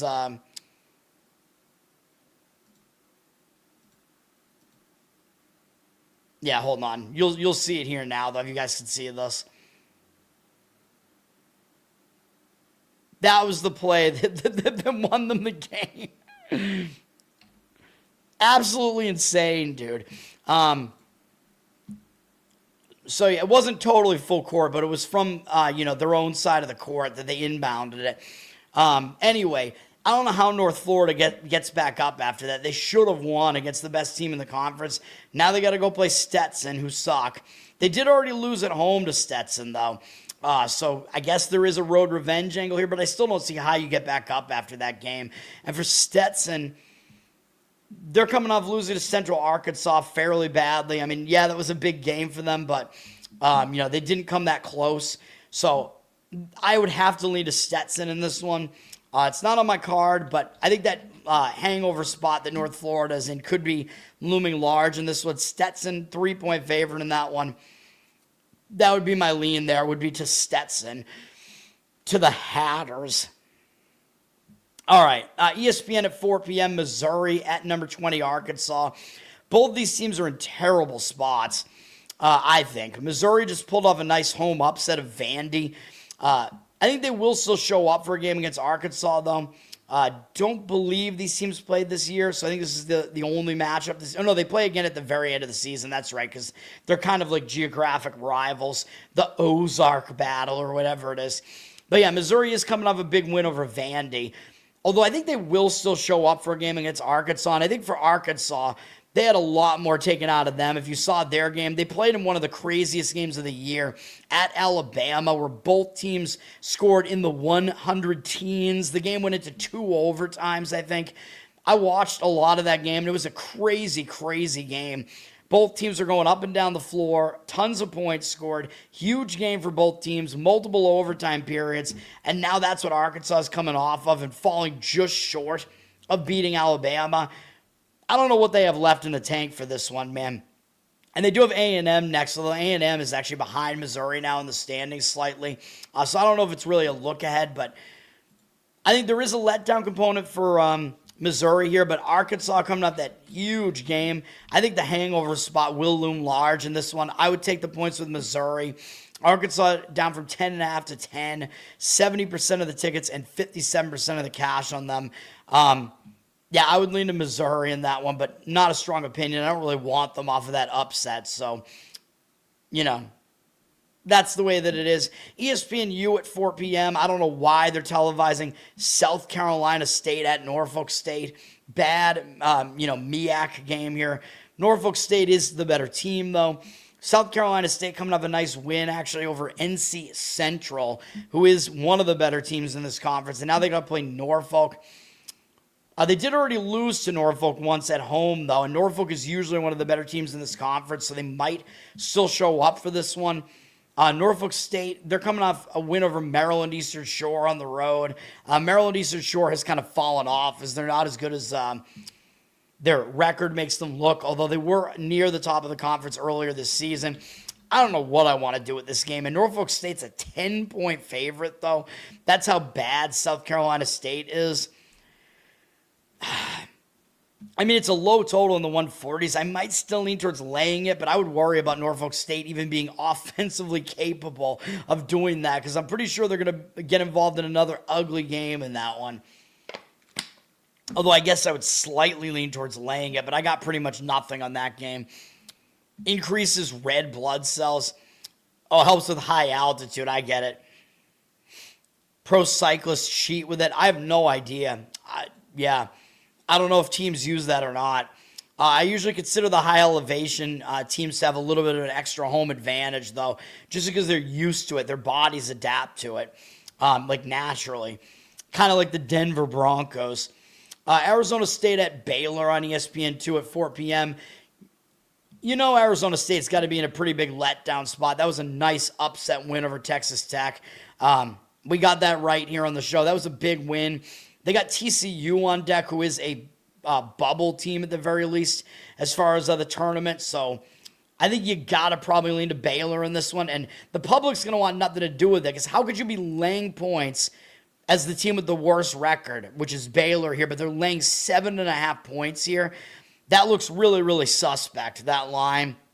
I think the public is probably going to lean towards Arizona State here. Oh, my God, they just beat Texas Tech, and they're getting points as the team with the better record here. It looks so easy to take Arizona State, but the odds makers are telling you Baylor is actually the somewhat significantly better team here, despite what their record would tell you. They've lost 4 games in a row, coming off an ugly loss to Kansas State. The only way that I could look at this, even though Baylor does have Arizona on deck, I think you have to lay it with Baylor if you're going to play this game.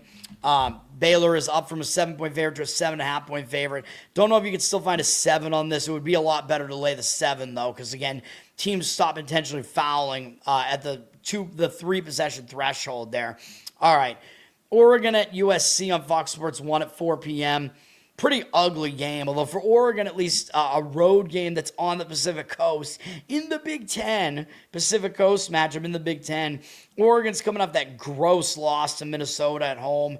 I think they will show up for this game against USC. They did already play once early this season. Oregon actually lost, I believe, at home against USC, unless this might have been a neutral site. No, it was at Eugene.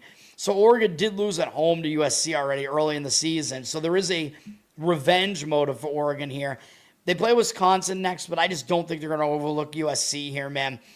USC, they're coming off a horrible loss, too, though. They just lost by almost 40 points at home to Illinois. I know Illinois is very, very good, but you don't want to lose by that margin to anybody. They're staying at home off of that. Still, you could argue that was a game that maybe they got up for emotionally, whatever. They got UCLA on deck.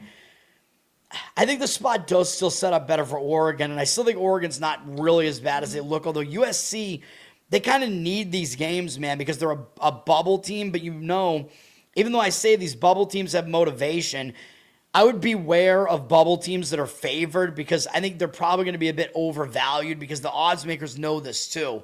Like everybody knows, USC's got to get some wins to stay in the tournament picture here, which probably means they're going to be a bit overvalued here.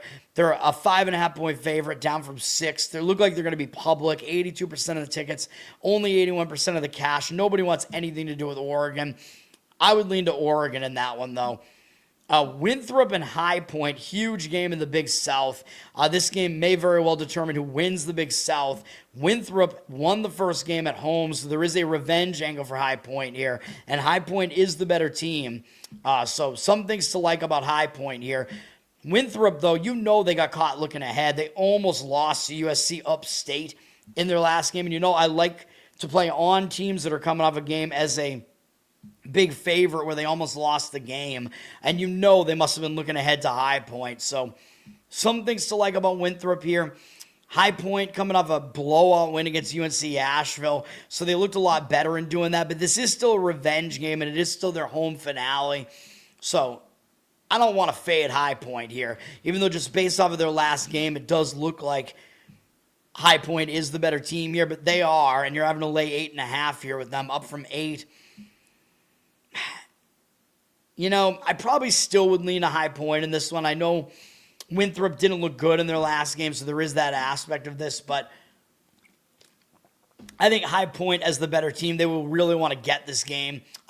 You remember who your only loss in conference was, and for High Point, as I said, that was Winthrop, so you remember that, and you usually show up and play well against that team, so that's what we got going on there.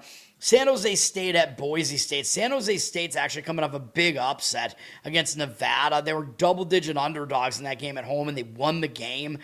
So they could be in a letdown spot off of that win, but they're playing one of the teams that's one of the named teams in the Mountain West, Boise. Boise embarrassed San Jose State at San Jose State already by 31 points. So they probably won't overlook Boise. And at least the good thing about beating Nevada is San Jose State ended a long losing streak where they had lost, I think, 9 games in a row or something like that. So sometimes when you end that losing streak, that will give you momentum into the next game. Although I do still worry that San Jose State is coming off a big upset. Boise is coming off kind of an ugly game, although it was an emotional high. Rather, you get up for a game and you're going to play Utah State again, but they got blown out again at Utah State. So I don't see which way it's going to go. That could be a reality check thing that knocks Boise State down, and they aren't in a good mindset coming off of that, especially against a team they already killed. Or you could argue that they're going to catch San Jose State in possibly a letdown spot here, and Boise might bounce back from that. I don't know which way it's going to go. It's a difficult read, difficult to figure this game out. Boise's up from 15 to 16.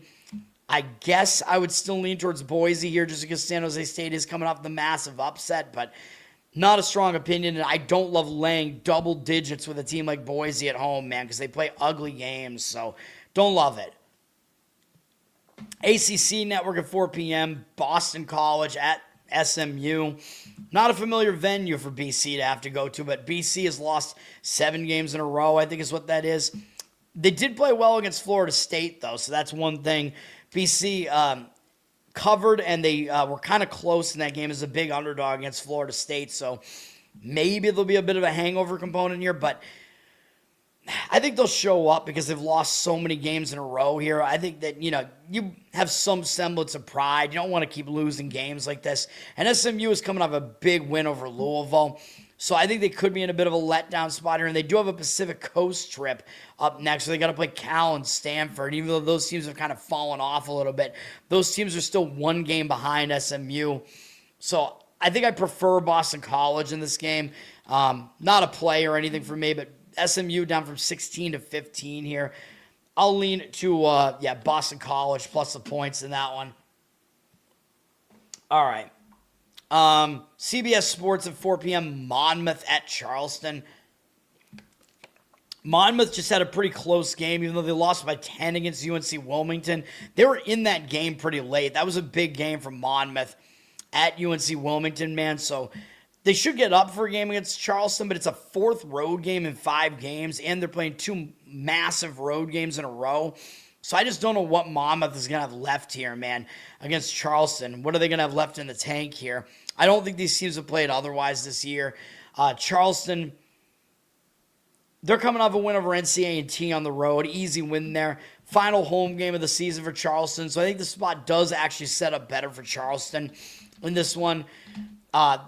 They're down to a 4-point favorite. I would probably lay it with Charleston in this one, though. But, there is still the risk that Monmouth will still show up for this game because it is a big game still for them. So Charleston did drop from 4.5 to 4. Slight lean for me towards laying it, though. All right. What else we got there? Troy and South Alabama is kind of an interesting one in the Sun Belt. Troy just took that bad loss. They almost lost to UM Monroe, my mistake. They bounced back with a win, but barely. Now, this is their 4th road game in a row, though, which does make it pretty difficult for them. But when a team just ended a losing streak and they barely won against a very bad team, I think you're going to get a better effort out of them in the next game. So that might happen here, although Troy did win at home already against South Alabama. And South Alabama should get up for this game as well. They're coming off 2 straight losses, including losing at home to Texas State, although they're playing 4 big games in a row, really, though. At Arkansas State, at Marshall, and then at home against Texas State. So 4 big games in a row is not that easy to do either. So I probably do slightly lean to Troy in this one. Coming off some easier stuff. They're down from a 2-point favorite to a 1-point favorite, though. 88% of the tickets, 100% of the cash is not right. We don't really see the percentages yet there, but I'm going to probably slightly lean towards Troy in that one anyway. SEMO and Little Rock is a bit of an interesting game in the Ohio Valley. Both teams coming up big wins. SEMO just beat UT Martin on the road. Big win for them. Now they're playing their 4th straight road game in a potential letdown with a big game against Tennessee State on deck because they're tied with Tennessee State atop the standings here. So this could be a pretty bad spot for SEMO here. They're playing Little Rock, like I said. They already beat Little Rock, only by 5, though, at home. But they did already beat them once. So the spot, to me, doesn't look very good for SEMO. But the problem is Little Rock just came off a huge win over Tennessee Martin as well, where they beat them in overtime, I think, like 2 days ago. So they're coming off a more recent upset. So that was a big win for Little Rock. Nice win. But I do think the spot does still set up better for them, though, given that SEMO has all these road games in a row. Kind of a more tough scheduling spot for them, even though they do have a little bit of extra rest here. I think I have to lean a Little Rock in this one based off of all that. SEMO is down from a 2-point favorite to a 1.5-point favorite. I'll lean to Little Rock slightly in that one. I think the spot does set up a little bit better for them in that one. All right. Western Kentucky at Liberty in Conference USA. These teams already played. Western Kentucky did lose at home by 7 to Liberty. So there is, I guess, a little bit of a road revenge angle here. Western Kentucky just barely got by Delaware in the last game. So they should show up for this game. But Liberty may very well show up as well because they just came off an escape against FIU, but they've escaped all of their recent games, man. So Liberty, all they do, they're the cardiac kids, man. All they do is barely escape games. So even though they should show up with a better effort this time, I don't know about that. All they do is play close games, man. And the money's coming in on Western Kentucky in the road revenge angle here, also off a close game against a bad Delaware team. 67% of tickets are on Liberty, 57% of the cash on Western Kentucky. I guess I'll agree with taking the points with Western Kentucky, 8.5-point underdogs there. I'm skipping the game, obviously, but yeah, it's an interesting one, though. All right. Oh, man, my neck is fucking killing me. All right, we get to skip some of these games here. 5 p.m., we have Peacock, NBC Sports, West Virginia at TCU. West Virginia coming into this game off a bad home loss to Utah. West Virginia was a pretty big favorite in that one, man. So you got to think they will be in bounce-back mode here against TCU. Don't think these teams have played otherwise this year. TCU, we know that TCU is on the bubble, although I do have West Virginia on the bubble too. But TCU is the team that's being talked about as far as, being basically like they're on the verge of being in the tournament right now. But they did just take a loss to UCF. Not a great loss from TCU there, although it was to another team that they're battling for tournament positioning. So you could argue they're coming off 3 kind of big games in a row against Iowa State, Oklahoma State, and UCF. And now they got this West Virginia team back at home. And I think it's going to be an angry West Virginia team. And I think maybe because of TCU's bubble status, I think you're probably laying maybe a little bit too many points with TCU here. So I would lean towards taking it with West Virginia. TCU is a 5.5-point favorite with juice. 75% of tickets on them. 79% of the cash, though, on West Virginia. Low total here. West Virginia likes to slow the game to an absolute crawl. Total in the 130s. They do well as an underdog for that reason. West Virginia does. So I'll lean to West Virginia in that one, man. All right, let's keep it going. What are the games that I even want to talk about here, man? A lot of these games are just kind of whatever type of games here, man. You want me to talk about one of the other ones, I will, but Mountain Mama's what? Forest Mommy? Yeah, I like her. She doesn't have big mountains, though.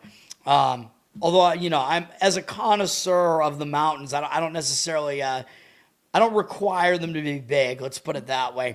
TNT True TV at 5:30 p.m. Number 5 UConn is at Villanova.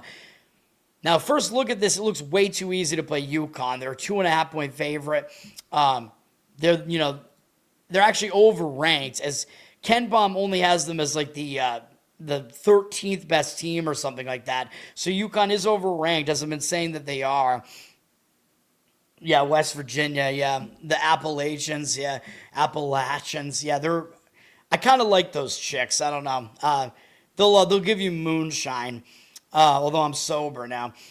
UConn, so yeah, it looks too easy to lay the points. The public's going to be laying the points with the higher-ranked team, but I'm not so sure that they're wrong in this game, man.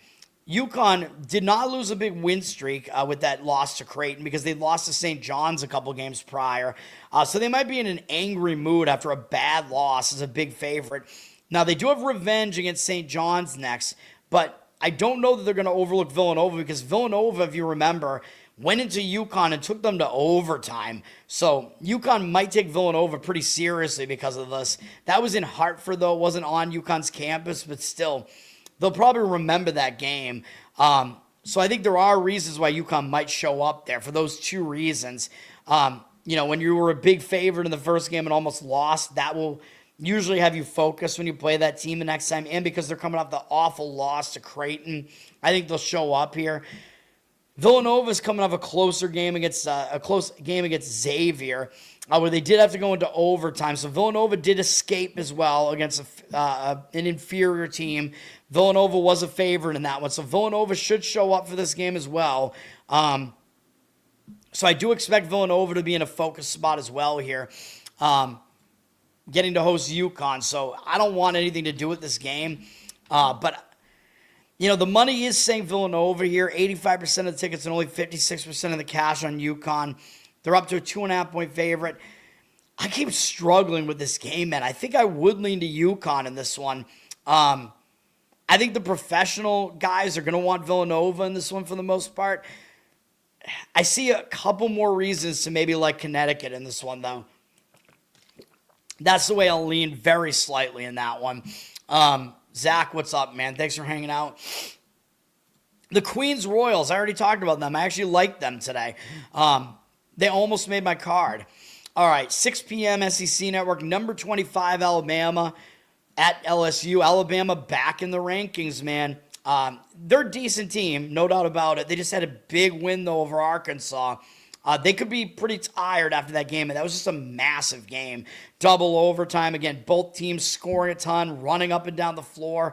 That could take a lot out of you, man. And now they're going to LSU, who I don't think they've played this year otherwise, but they could just be in a fairly simple letdown spot. I think Alabama could, but I don't really want LSU either because they did play well on the road against Texas in their last game. They almost pulled off the upset when it came down to it, so they came back and got themselves in that game after a furious comeback as a big dog, so I don't really want them either.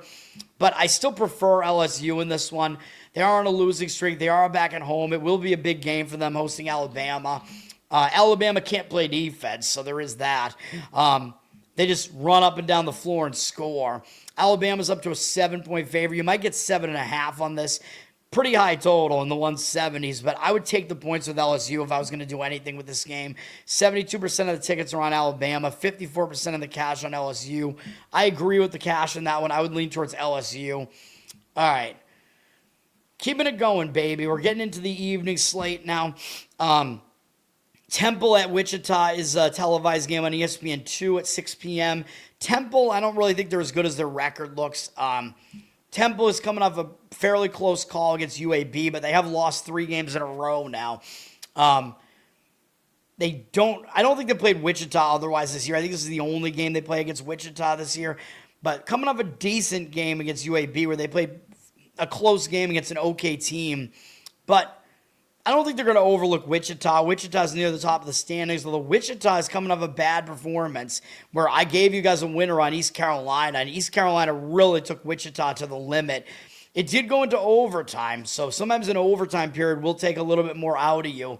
Although Wichita did almost lose as a pretty big favorite, so kind of an embarrassing game, but you could tell why they didn't do well in that game. They were coming off a big upset of Tulsa in the prior game, so they were in a bit of a letdown spot, and I thought it was kind of a sandwich spot.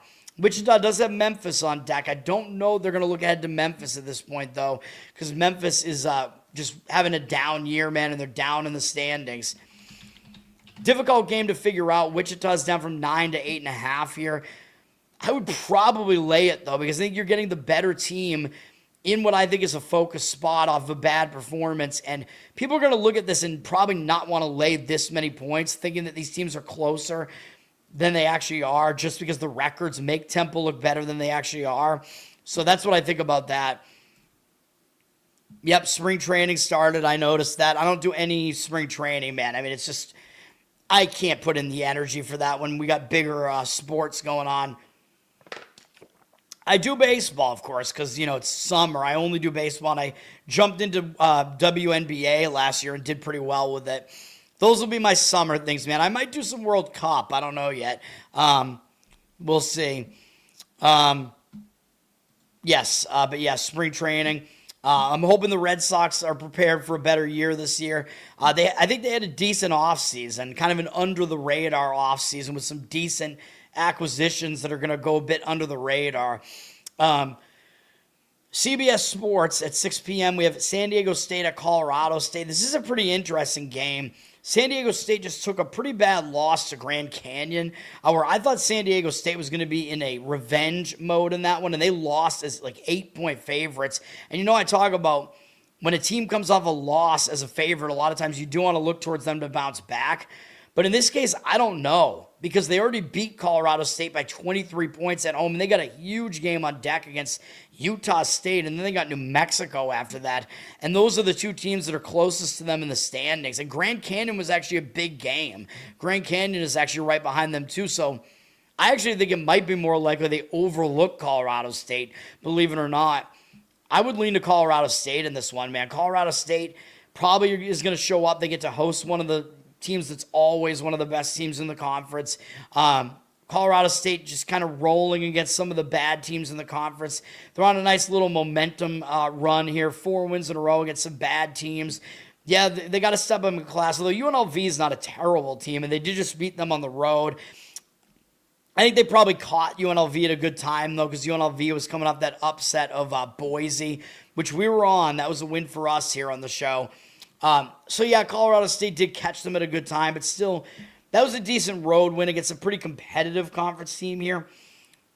I like Colorado State in this one, man. They get to host a TV game, even though I know it gets lost in the mix, which, by the way, maybe that was one thing that should have kept me away from St. Louis last night, is that it was one of those isolated TV games on a Friday where the home team is more likely to get up for a game like that than they are for a game, in a huge board on Sunday.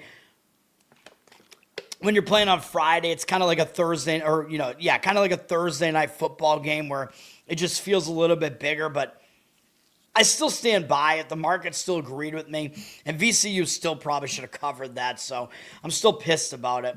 But yeah, I lean to Colorado State in this one here.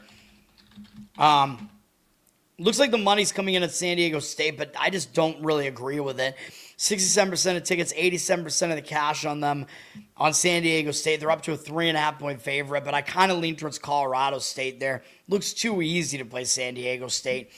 Georgetown at Seton Hall. Fox Sports 1, 6 p.m. Georgetown just took a pretty bad loss at home to Butler. They're on a 3-game losing streak now. But you remember, I gave you guys Butler as a winner in the middle of the week there. Georgetown had played a huge game against UConn. The game before that, they had this game upcoming against Seton Hall, which is a revenge game because Seton Hall beat them by 9 at Georgetown already. So, definitely some reasons to like Georgetown here. They're coming off a bad loss at home. That's an explainable loss where they were a favorite in a bad spot. They got revenge motive here against Seton Hall. Seton Hall doesn't do well as a favorite, by the way, because they're a slow, ugly team. That sounded really bad. Seton Hall did just lose to DePaul, though, so that's the thing. I just don't know if Seton Hall is going to completely overlook this game because that was a bad loss as a favorite to DePaul. So they're coming off a favorite loss as well. But they did already beat Georgetown, and they do have UConn on deck, although it's not for a week. But Seton Hall might look ahead to that game. So I do prefer Georgetown in this game. Seton Hall is down from 5.5 to 4.5 here. 70% of tickets, 50% of the cash on Seton Hall. So the ticket percentage is on Seton Hall and less of the money on them. Money's coming in against them. I'll agree with taking the points with Georgetown. Seton Hall does play slow as well. They play these ugly defensive games at home. Low total in the 130s. Laying points, maybe not the greatest idea with those guys. So those are my thoughts on that. ACC Network at 6 p.m. Stanford at Cal, the rivalry part 2 here. Stanford already lost at home to Cal, so I think that will motivate Stanford in this game, and I think they're actually the better team, too. So I think Stanford has a couple of reasons to maybe look towards them here. Both of these teams are flying back from the East Coast, so that kind of negates itself. Stanford, even though they're on the road here, they're used to playing in Cal. It's, not that far away from their own place, so whatever. Going to Berkeley. Stanford coming off a pretty ugly loss on the road to Wake Forest. I think Wake was actually favored in that game, though, believe it or not. But still not a great loss. Third straight road game, but this game, it's not exactly as much of a road game, like I said. Plus, I think they're going to be focused to get revenge against their rival. Cal did just look okay in their road win against BC. They're flying back here as well. They do have SMU on deck, which might be a little bit of a look ahead at this point. Stanford is actually behind them in the standings by a few teams now. So, yeah, I would lean to Stanford in this game, man. Let me see what we got going on with the market read here. The money is agreeing with me on that. Cal dropped from a 3-point favorite to a 1.5-point favorite. 67% of tickets on Cal, 93% of the cash on Stanford. I will agree with Stanford in that game. All right. Keeping it going here, man. St. Thomas at Denver is somewhat of an interesting game where first meeting, St. Thomas didn't do well. They won and didn't cover, I believe, at home against Denver. So sometimes when that happens, you'll get focus out of that team the next time they play them. Don't know if that's going to happen here, though, because St. Thomas, they're coming off a 40-point win against Kansas City, bad Kansas City team, but still a satisfying win nonetheless when you blow a team out like that.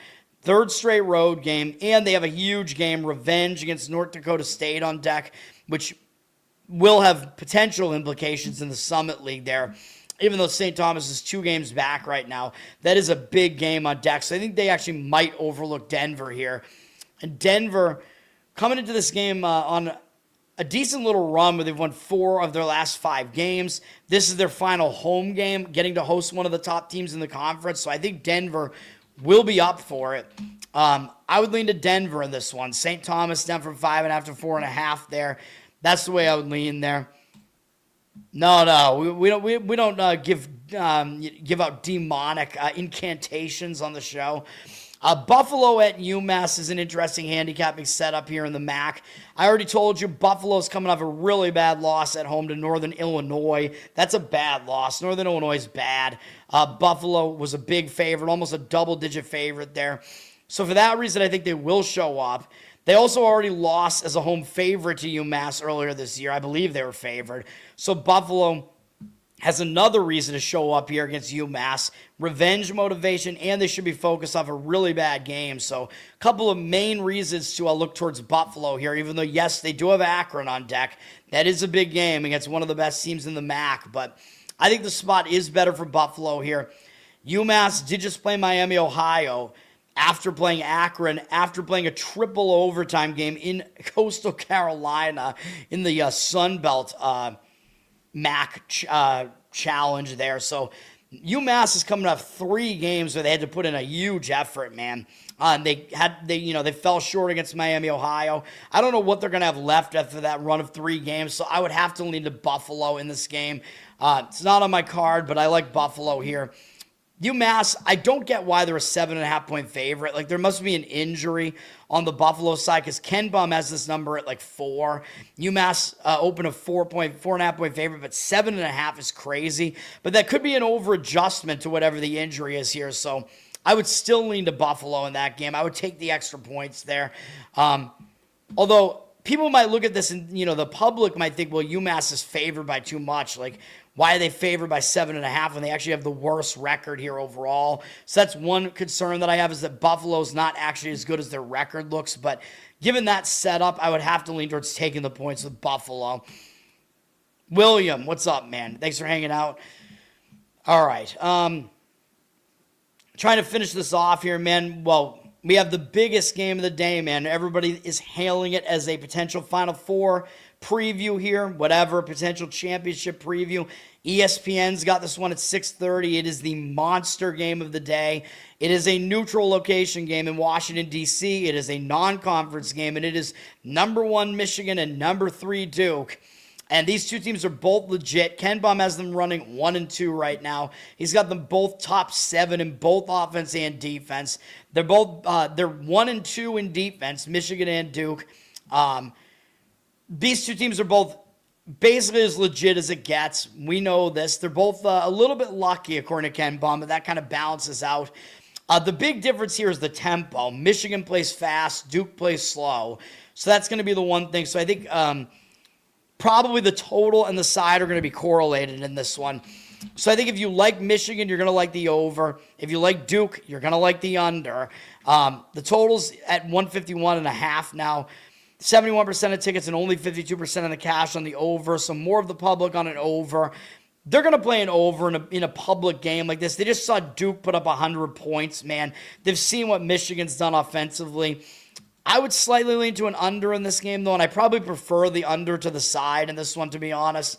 Even though that probably does mean I'm going to lean to Duke slightly, and I do. But yeah, I think an under would probably be my preferred approach in this game, although I'm not going to give it out. This is not on my card or anything, but yeah. Again, I think Duke, their offense, putting up 100 points, I think that was more of an outlier. I see this as being more of a heavyweight fight. Defenses are both really good, even though both offenses are good as well. Both teams are a little bit better on the defensive side, so I think an under does make sense here. Also, it's an unfamiliar venue, and that means there could be issues with the sight lines. I don't know exactly which arena this is in. It happens more if they're playing in like a bigger arena, so we get to talk about that in the Final Four or whatever, but unfamiliar sight lines for teams can affect like 3-point shooting and stuff like that. As far as the side is concerned, Michigan's coming off a bigger game, man, where they beat Purdue on the road. That was a monster conference win. So I think, I'm not going to say they're going to be in a letdown spot when they're playing a huge game against Duke, but and this reminds me of like the Fab Four days, right? It's Fab Four versus Christian Laettner here, right? We're back in the 90s. Because I think those two teams did have a huge matchup, didn't they? In the Final Four or something like that, if I remember correctly. I forget. I watched the I Hate Christian Laettner documentary, and they talked about it in that. Haven't watched the Fab Four one because I hate Juwan Howard, but maybe I will watch it eventually. Anyway, Michigan's coming off the bigger win, I would say, on the road at Purdue. Duke is coming off that game where they put up over 100 points, like I said, but it was against Syracuse. Syracuse, not as good of a team, obviously, so I think the spot sets up better for Duke. I think Duke is going to actually have more of a fan base here because they're playing in Washington, D.C., so the travel spot, I think, is better. The location's closer to Duke, so I think there is a slight location advantage for Duke here as well. And Duke, I think they just have a bigger fan base kind of in general, dude, in the world of basketball. So I think Duke will have a little bit of an edge there for that reason, too. Something I haven't heard anybody talk about, actually. Michigan's down from a 3-point favorite to a 2.5-point favorite. 69% of tickets, 73% of the cash on Michigan. So they are getting the slight amount of the money here, but the public likes Michigan. The public always likes the faster team, the team that scores a lot. I'm going to lean towards taking the points with Duke in that one, though. Those are my thoughts on it. All right. So that is, that's the big game of the day. And I actually, because I'm considering that maybe, Michigan might wind up being my champion pick, depending on how many people are going to pick them in the brackets. I will have to see how that, because, I use game theory, so I always try to pick a team that's being underpicked for my champion. But Michigan, they look so unstoppable, and they profile really well as a champion caliber team. So I'm kind of hoping they actually lose this game to Duke so that the public doesn't think as highly of Michigan anymore, and then we could actually maybe get, some advantage by taking Michigan in brackets, but we'll see what happens, man. Vermont at NJIT, this is a good game in the American East where NJIT, I keep telling you, they are not legit, and this is a revenge spot now for Vermont. Vermont somehow lost at home to this fraud NJIT team earlier this year. So Vermont, they lost as a big favorite in that one. You got to think Vermont is going to show up in this game. I know they're coming off a loss to UMBC that was a big game that had implications as far as who's going to be the 1 seed in this conference, which matters because I do think they get home advantage in this conference tournament. But yeah, they are playing 2 big games in a row, but I just don't see Vermont overlooking this. And they're coming off, it was kind of an ugly loss by double digits to UMBC. NJIT, they did just take an ugly loss to Albany. They lost as a favorite, so sometimes the team will bounce back as a favorite. But they lost a 6-game win streak, man. And I still think that this game, this is not their final home game. Yeah, it's Vermont, so yeah, you're going to get up for it, but I just still think you're going to get a focused effort out of Vermont here. They are the better team. NJ Tech, they're still frauds, man. I still think I would have to lay it with Vermont here. They're down from 4.5 to 4 here, which tells you what the odds makers think of New Jersey Tech here, NJIT. I would probably have to lay it in that one. I can't stand these teams that are fraudulent, man. It's just the way that it is. So at some point, NJIT is going to be exposed, but this conference is just so bad that whoever wins it is going to be a 16 seed probably anyway, so whatever. Furman and Wofford is actually a pretty good one in the SoCon. These two teams are running a 5th and 2nd, respectively, in the conference standings right now. They already played. Furman actually lost at home to Wofford, so there is a bit of a road revenge angle here. Problem for Furman is, even though they have the road revenge angle here, they're playing a 3rd road game in 4 games, and they just had to play East Tennessee State, which was a pretty competitive game against the top team in the conference. So they're playing 2 big games in a row here. So that's kind of the problem with a lot of travel between them. So some disadvantages for Furman here. Wofford had a much easier game at home against VMI. They do have East Tennessee State on deck, though, and it's possible they overlook Furman because Furman's fallen off a little bit, and they already beat Furman once on the road. So, there are still some reasons to like Furman in this game. It's a pick'em price. The public's probably going to look at this and probably going to want Wofford because Wofford has the better record here. And it looks way too easy. Oh, my God. Just pick the winner at home. You get the better team, at home as a pick'em. But the odds makers are actually telling you Furman is actually the better team, believe it or not. So, yeah, I think I would probably have to lean to Furman in that game, man. That would be my lean in that one. All right. We'll keep it going here, man. Austin Peay at Jacksonville. As I mentioned, Austin Peay is coming off that game where they almost lost at North Florida and had that miracle play at the end of that game to get by them. They're playing a 3rd road game in 4 games, but they might show up because that game was so close to a loss. These teams that are these big favorites, they do a lot of times, they tend to show up better in the next game when they didn't play well.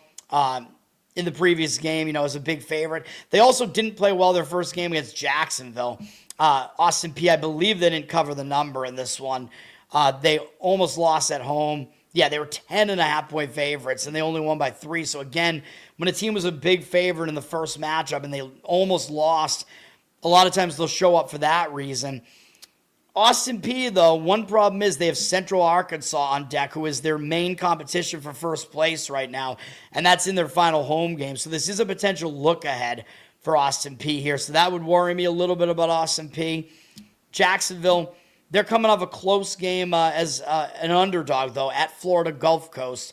Like I said, so they played close at Gulf Coast, and this will not be their final home game. I expect them to still get up for a game against Austin Peay, but I do think there are more factors here that lean towards Austin Peay because, again, I like to fade teams that are coming off a good performance as an underdog, which does apply to Jacksonville here. I would probably lay the 7 with Austin Peay in that one, but I don't love the game by any means. 8 p.m. Fox, Illinois, number 10 at UCLA, although KenPom has Illinois as like the 4th best team in the country. They're absolutely legit, man. They have slowed their pace way down. They're not one of these fast-paced teams now. But in this spot, I think I would fade Illinois. Illinois, they're already on the West Coast, but they just put up 100 points in an absolute destruction of USC. They're catching a UCLA team that's really falling. And they got a huge game on deck against Michigan, man. So Illinois does have a big-time look ahead here. And for UCLA, I know UCLA does have to travel here. They're traveling back from the Central Time Zone, so that's a little bit of a worry that they're crossing time zones here, but they're coming back home. They didn't play that well the last time they were at home, but they did win against Washington. This UCLA team, they have been better at home. We're talking about a UCLA team that beat Purdue at home. They beat an underrated Northwestern team at home. They lost by 1 to Indiana at home. They really don't have any bad games at home, dude, in conference play. So UCLA is much, much better at home. So that's another thing to consider with UCLA. And they're coming off blowout losses on the road at Michigan and Michigan State.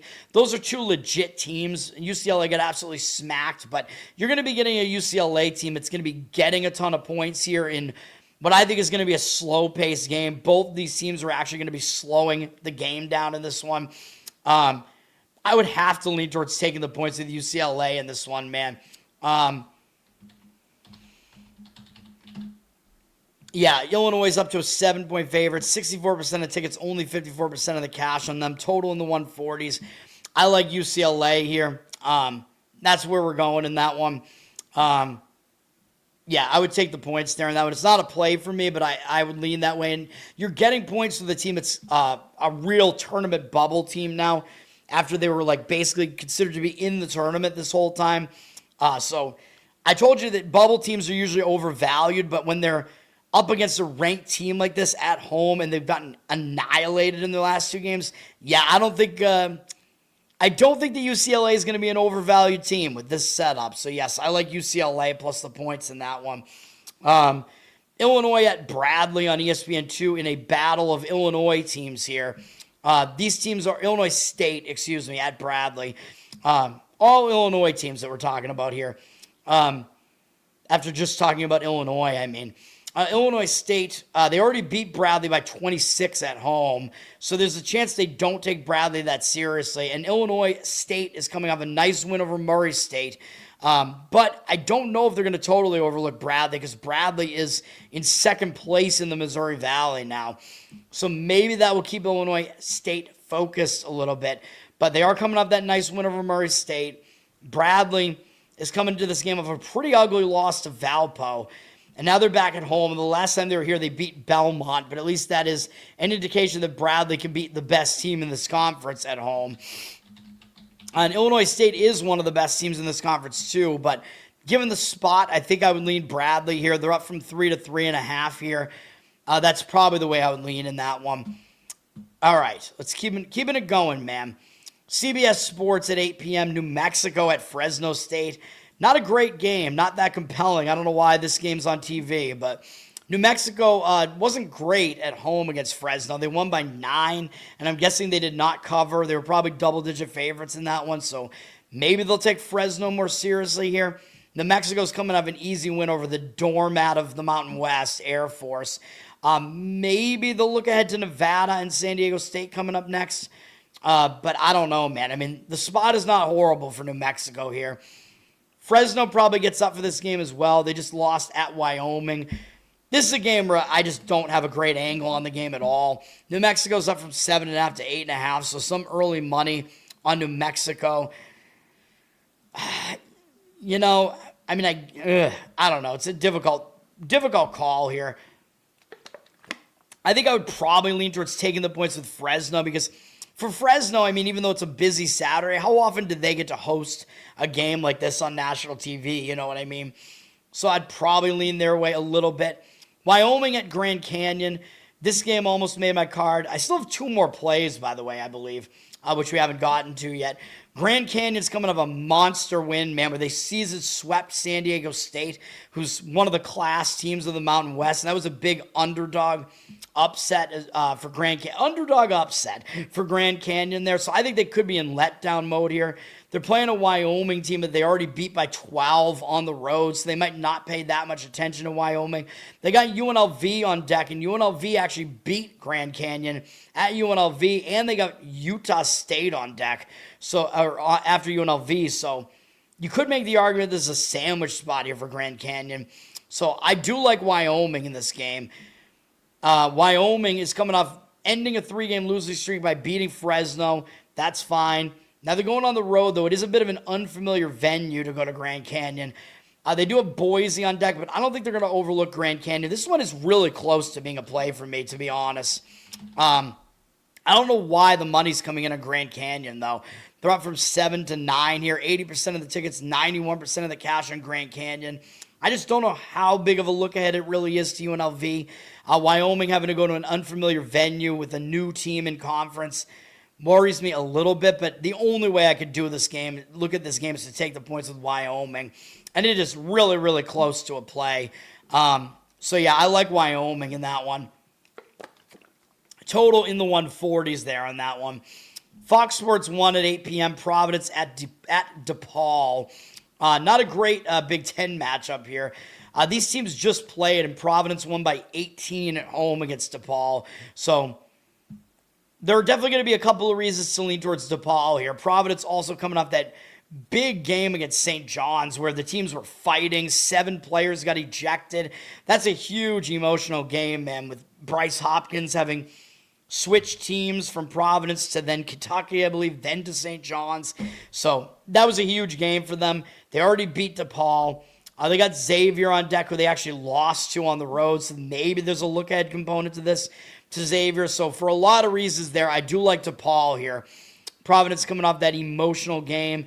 DePaul did just pull off an upset, though, against Seton Hall. They've come off 2 big games where they beat, I'll say, a decent Creighton team, even though I was making fun of them earlier, and then pulling off an upset at Seton Hall. So I don't really want DePaul here either, but that's the way I have to lean in this game. I think the spot is worse for Providence.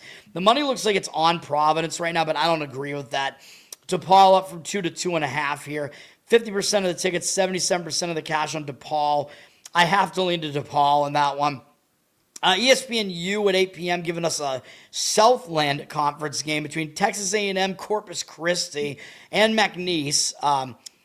Texas A&M CC is a pretty competitive team in this conference, but McNeese is still the best team in this conference, and they're still a double-digit favorite in this game for that reason, even though McNeese does have more conference losses.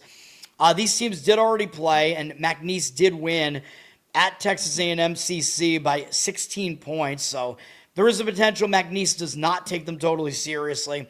A&M CC, not helpful scheduling for them, though, because they did just have to play Stephen F. Austin, who is atop the conference standing, so they're having to play 2 big games in a row. They lost that game by 10, but they were kind of hanging around in that game for a bit, so it's not the greatest setup for A&M CC here. McNeese, they don't get to host TV games like this a lot, although they do have Rio Grande Valley on deck. UT Rio Grande Valley, who is the next closest team behind them, although A&M CC is only 1 game behind that, so I don't know that it'll be a look ahead, but it might be because McNeese has 3 losses in conference this year. One of them was to Stephen F. Austin after they beat them earlier in the season. One of them was to Incarnate Word, who I believe they already got revenge on. Yes, they did. So their only unavenged loss, if you will, is to Rio Grande Valley. So they may very well actually look ahead to that because Rio Grande Valley actually beat them. So that would be one concern I would have with McNeese here. I guess I'll slightly lean towards taking the points with A&M CC. McNeese also they're like notorious for slowing the game down and having like long times of possession, including on defense. They force their opponents into very long possession lengths, which is why the total is pretty low in the 130s. McNeese is up to a 14.5 point favorite. I'd probably lean towards taking the points with A&M CC, but not a strong opinion from me there. Texas A&M at Oklahoma on the SEC network at 8:30 p.m. Texas A&M barely got by Ole Miss in their last game. They finally ended a 4-game losing streak. A&M, they got to start paying attention, man, because they might be falling off the tournament bubble. But they might be overvalued because they are a bubble team now. But some positive momentum now probably because they got to win and fail to cover against Ole Miss. So I think that's a good thing that they ended their loss streak and they didn't play that well. But they do have Arkansas on deck, so they might look ahead to that. They already beat Oklahoma at home by 7, which, I don't know if did they cover that game? Let me see. Let's take a look here.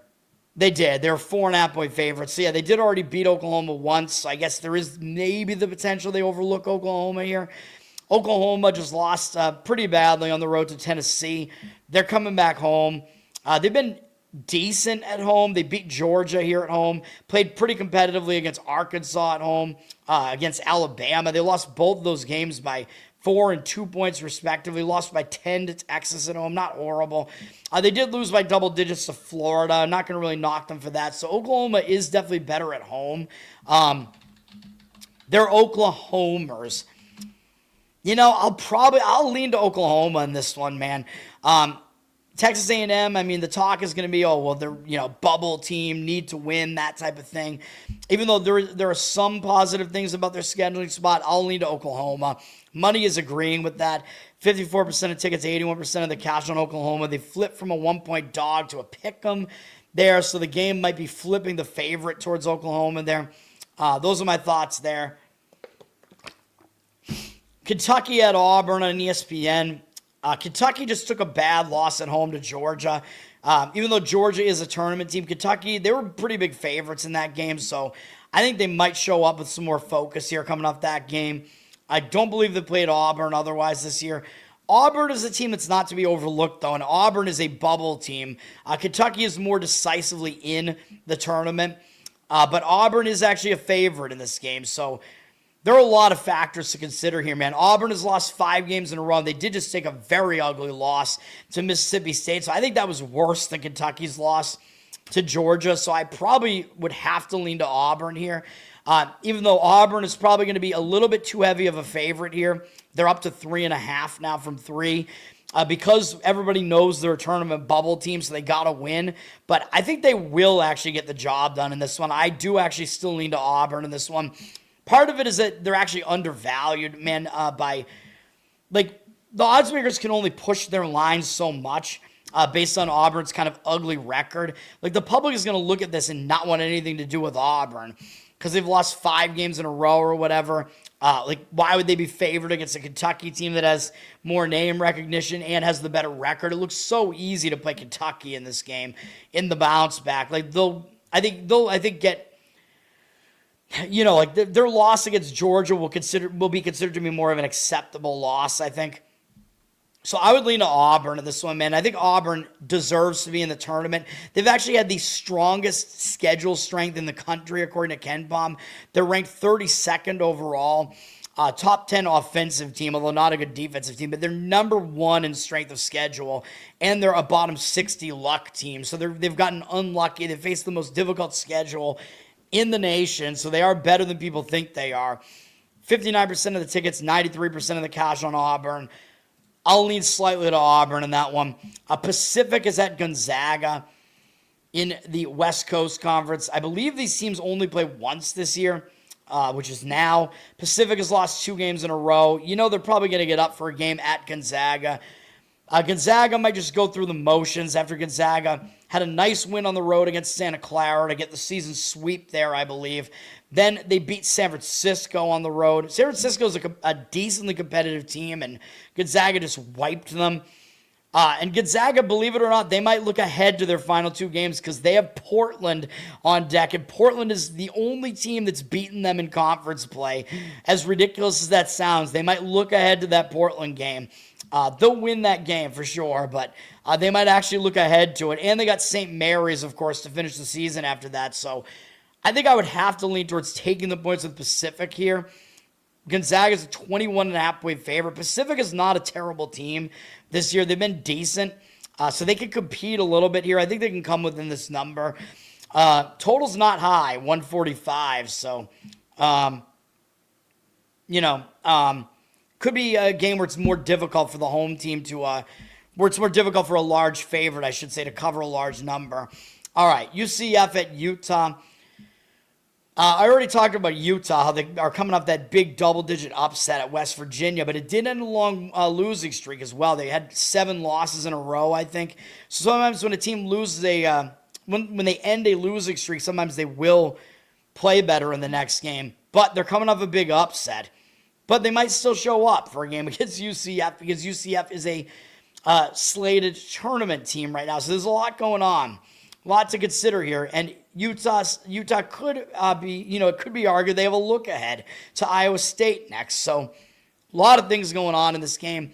Iowa State is probably in a letdown spot coming off the game against, we're talking about UCF. What am I talking about here? Iowa State, have I not talked about, no, I haven't talked about Iowa State yet. What am I talking about, man? We're talking about UCF, my mistake.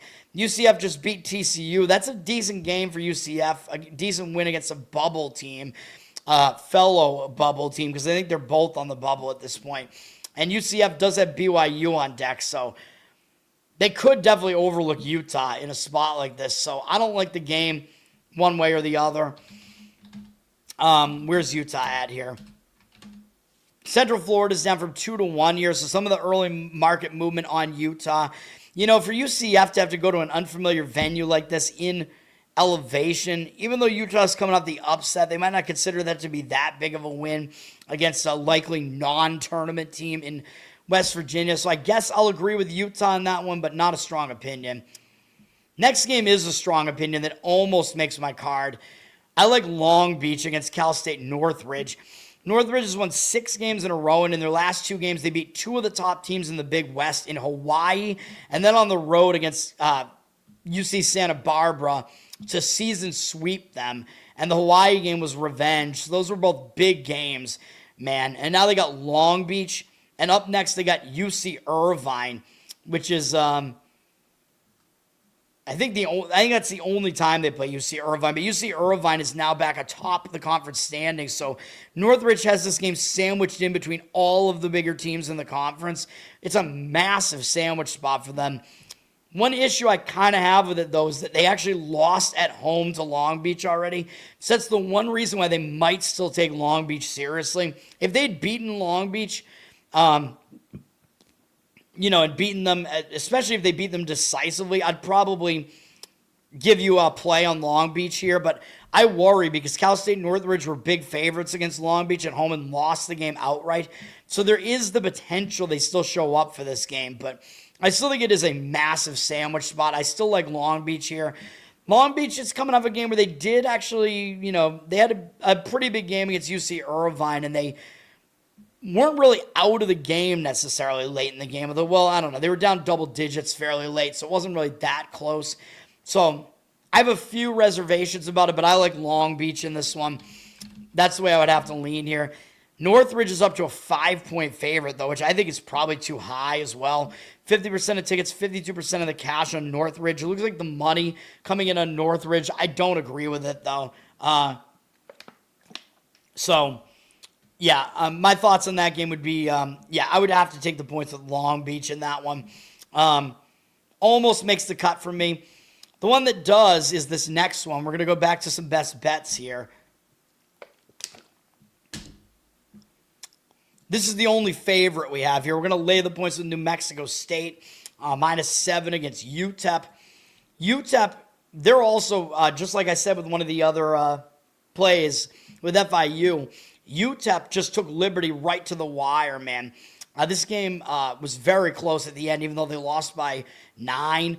They took Liberty right to the wire, man. The top team in the conference. That was a big game for UTEP. Had the chance to knock Liberty off the pedestal of the undefeated. Now they have to somehow get back up off the mat after that game. Play a New Mexico State team they actually already beat at home. I don't like how it sets up, man. They got Middle Tennessee on deck. Middle Tennessee is at least above New Mexico State in the standings and above UTEP. UTEP actually above New Mexico State, but the odds makers are telling you who the better team is here, man. People might look at this and think this spread is just crazy high because why would New Mexico State be laying points like this when they're below UTEP in the standings? Well, New Mexico State, as I said, they've been getting really, really unlucky. For some reason, they're committing a ton of fouls, and they got to clean that up. Like, they have the most opponent free throws attempted against them that any team has this season. I don't really get it, man, but New Mexico State is coming off a win against Jacksonville State. I think they will show up against a UTEP team that did just beat them at home. And this is not their final home game or anything, but still, I think they're going to show up for this one, man. I like it. This is a New Mexico State team that has been okay at home in some cases. They almost beat Liberty at home the game before the Jacksonville State game, and they actually played well despite being in what I thought was a hangover spot after the big game against Liberty. They played well anyway against Jacksonville State, so that shows me something. New Mexico State can play well in a bad spot. And if we look at what KenPom has to say about this, he's got New Mexico State, a mid-tier team. They're one of the 6 unluckiest teams in the entire country. So he's telling you they're way better than what their record is. They've underperformed massively. Now, they don't have a good defense. That's true. They do play slow. So that's one concern with laying points like this. But UTEP plays slow as well. UTEP is certainly worse than New Mexico State is, though. UTEP, they're also bad defensively, but they're a way, way weaker offense. So at least we're getting the better offense, in this case, laying points, which hopefully we can get there with it. And UTEP is a fairly lucky team, according to KenPom, at 130 in luck. So there is a big luck disparity here. KenPom, I think, has New Mexico State winning this game by 9, by the way, for what it's worth. I think there are 7s pretty abundant out there. I know the total is low in the 140s, but I like the setup. We'll be on New Mexico State. So we actually have 2 Conference USA games today. We have all ugly conference games today. How about that? All mid-majors, if you want to call them that, whatever. All right. What other games are we going to talk about here? Utah State at Nevada. This game on Fox Sports 1 at 10 p.m.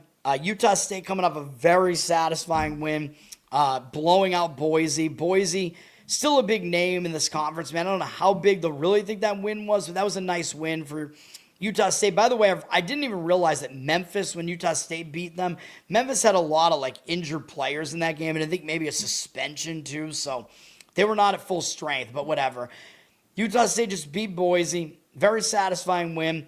They already beat this Nevada team by 9 at home, and they got San Diego State on deck, man. So that is a monster game on deck against San Diego State, which is going to be probably still the battle for top spot in the conference. And Grand Canyon up after that, who was right behind them in the standings. So I think this is a pretty major look-ahead spot at the very least for Utah State. Maybe you can maybe argue it's a sandwich. Now, one concern, I guess, is that Nevada did actually cover against Utah State in that first matchup.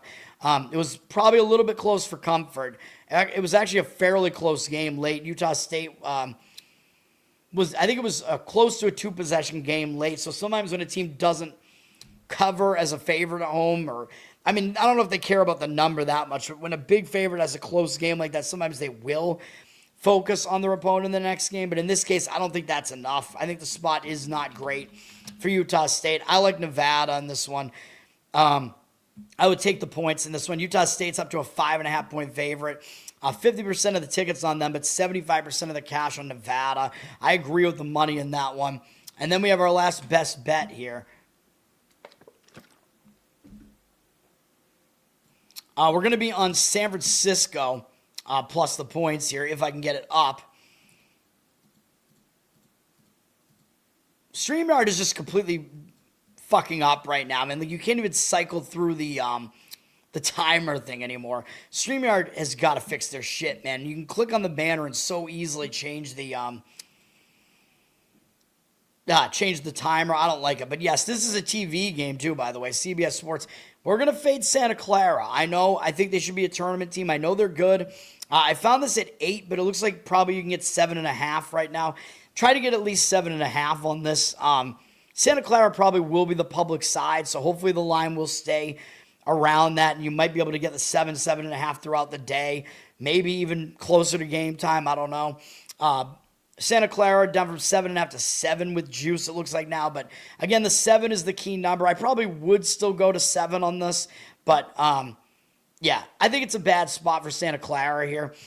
Santa Clara just lost to Gonzaga, and that ended a long win streak for them. Did one, I think, 9 games in a row. I talk about this. When a team loses a win streak, but especially when it was against a big opponent like Gonzaga, and that was the game that had top spot in the West Coast on the line there. That was a huge game. So that, I think, exacerbates the loss of momentum there. So I think losing the win streak alone is a momentum killer, but doing it in a monster game like that against Gonzaga, I think they will be hung over in this game against San Francisco. They already beat San Francisco at home by 15. They were 9.5-point favorites in that one, so they did cover. And by the way, if they were 9.5 at home against San Francisco not that long ago, what are they doing laying 8 points on the road here, man? It seems like that line is just too high. So I think there is some line value here on the San Francisco side as well. And look at who Santa Clara plays next. They play St. Mary's, which has huge implications as well. They beat St. Mary's once already, but they're tied, in the standings here. This is a West Coast sandwich. It's I don't know, what is it? It's probably got bacon and avocado on it or something, guac, whatever. But they're sandwiched in between Gonzaga and St. Mary's. That's about as big a sandwich spot as you can get in this conference, plus revenge for San Francisco. Yeah, I like San Francisco here. San Francisco, they just got smoked by that same Gonzaga team. So common opponent coming into play here too, where people are going to look at this and think, oh my God, if Santa Clara just almost beat Gonzaga or played really close against them pretty much, and San Francisco got absolutely boat raced by them, by 21 points. It's so easy to play Santa Clara here, right? But I'm going to push back on that, obviously. And San Francisco gets a rare home televised game here at night, and it's their final home game of the season. So a lot of things line up for San Francisco here, man. I like this one a lot. San Francisco will be the final play of the day there. Yes, avocados. Yes, that is not what I meant by 9, but yes. All right. Finishing it off, we have ESPN2 has St. Mary's at Washington State, a less compelling matchup here. St. Mary's just barely got by Seattle, so you got to think they might be focused here because they were a big favorite against Seattle. And I talk about when a team doesn't do well as a big favorite, a lot of times they'll show up more focused in the next game. Problem is, and they might also be focused because Washington State almost beat St. Mary's in St. Mary's earlier this year. St. Mary's were 15.5-point favorites and only won by 6. So that's a reason why they might take Washington State seriously. But we got some problems with St. Mary's here too, man. Third straight road game is not that easy to do. And look who they play in their last 2 games. Santa Clara, who beat them already once this year, and Gonzaga. So they have the 2 biggest games possible in the next 2 games. So that is a big concern as far as it being a potential look ahead here. So there are conflicting factors in this one. Washington State is playing their final home game. They probably will show up for a game against St. Mary's. They got some confidence with a win last time out against Pacific. Pacific, a decent team. Washington State was actually favored in that game, though. So they're not going to be overconfident coming into this. I think I would have to take the points with Washington State here. St. Mary's is up to an 8-point favorite, but I think there are just too many negatives for St. Mary's in this one that I don't think, I think the negatives outweigh the positives. Not a play for me, but the total is in the 140s. We know St. Mary's does play a bit slow, so that's what's going on there. ESPNU has a pretty good game at 10 p.m. between UC Santa Barbara and Hawaii. This is a big game between 2 teams that are near the top of the conference here.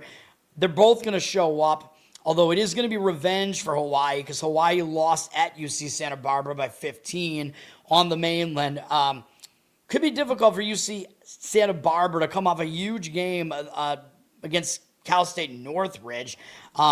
So that was a big game, and Northridge is close to them in the standings. This game went into overtime. I know Santa Barbara lost as a favorite, 5.5-point favorite, so that was a pretty big game, though. So they're coming off of that and having to go to Hawaii for this game to play a Hawaii team that is going to be in weight. Already lost to them once, so Hawaii is not going to overlook them at all, of course, and because this is a big game for both teams, really. But Hawaii is also coming off a terrible game against Cal Poly. I told you I did worry about that spot for Hawaii with Santa Barbara on deck and coming off that fairly big game against Northridge. The game before that and traveling back home. Hawaii had a bad game and got caught. I think they were 12-point favorites in that game or something like that and lost to Cal Poly. I think they were definitely looking ahead to this. I would play Hawaii in this game. That's the only way I would be able to look at this game. Hawaii's up from 3 to 3.5 here. I would agree with that move. I would lay it with Hawaii in that one. UC San Diego and UC Irvine is still kind of an interesting game in the Big West. UC San Diego won the conference last year, of course, beating UC Irvine in the conference final last year. Irvine got their revenge at UC San Diego earlier this year. So now I think the revenge does flip to UC San Diego here. They already lost at home to UC Irvine. UC San Diego's not having a great season, so I think they will get pumped up to play the team that's atop the conference. They're coming off a lackluster game against UC Riverside, where UC San Diego was probably looking ahead to this UC Irvine game. Didn't play well, didn't cover against UC Riverside here. So, again, I like teams that are coming off bad performances as big favorites. UC San Diego were 11.5-point favorites in that game. UC Irvine, they're only coming off that game over Long Beach, though. So, they might show up for this, but they do have Northridge and Santa Barbara on deck, and those teams are closer to them in the standings, right behind them, where UC San Diego, not San Diego, who is in the West Coast Conference. UC San Diego's a little bit further behind, so I like UC San Diego in this one, man. Irvine's a 4.5-point favorite. I would lean towards taking the points in that one. All right, and then finally, big game. I almost jumped the gun. ESPN, 10:30 p.m., number 6 Iowa State at number 23 BYU. Now, we know that BYU is without Saunders now, who is one of their best players, so that will cause them to be a little bit short-handed, but college basketball, a lot of times we do see these teams play well.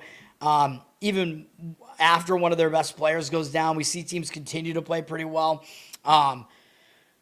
Sort of a next man up type of mentality in college. Iowa State is also coming off 2 monster wins against Kansas and Houston, like I said. So they could definitely be in a letdown spot here. They're going to BYU. They've not played BYU this year, I don't believe. And BYU, it's going to be kind of an unfamiliar environment, right? Because they have to go into high elevation here, which I don't think they've done this year, actually. So kind of a weird spot to have to go into elevation here for Iowa State. So I don't like it for Iowa State, man. Unfortunately, they only have Utah next. I wish it was Texas Tech, Arizona, whatever. And it was a sandwich spot, but that's not the case. But my other hesitation about BYU in this game is they're coming off a big game against Arizona where they did have a nice comeback in that game against Arizona. They did play pretty well in that game, almost were able to come back in that game and do something, played close. So that is my concern about BYU, but I do think the spot is worse for Iowa State here. I like BYU in this one. Money seems to agree with this. Iowa State up from 2.5 to 3. 53% of the tickets on Iowa State, but 61% of the cash on BYU. So the money agrees with me on BYU there. And that's it, man. 3 hours on these fucking shows. Once again, all my plays today are Duquesne plus the points, although the market seems to not agree. Old Dominion plus the points. Missouri State plus the points. New Mexico State minus the points. I know these are ugly conferences, man. And then San Francisco plus the points, and that will do it for my 5 college basketball plays. I got to get out of here. Learn to Toad on Twitter. Learn to Toad on Instagram. Subscribe to the channel here, man. Give me replies, etc. Boost it up. Listen on audio. Review on audio. Apple, Spotify. That helps me out as well. Covered in Uke is my Uke channel on YouTube. Check that out as well. All the same things apply there as well. Go interact with that channel. Patreon.com/LearnToToad. You can support me there and get some bonus Uke stuff. What else? Oh, Losercast, of course. Every Tuesday, the comedy show, Losercast. Stay subscribed here because I'm going to be back. I will talk about the NBA today, and I hope there aren't that many games to talk about. But yes, I have to look at the NBA. Maybe there'll be an additional play or something for me in the NBA. I got to figure it out. I haven't looked at all yet. So I'm going to do that. I'm going to get these plays up on Instagram, and I'll be back shortly with the NBA to get that thing done. That'll do it for now. Peace for now. I fucking hate the long shows. I absolutely hate it. I have no voice. I'm really, really fucking tired. I have to blow my nose. I'm completely dehydrated. I'm almost out of water again. I hate it. Thanks for hanging out, everybody. I'll be back, unfortunately. Peace for now, guys.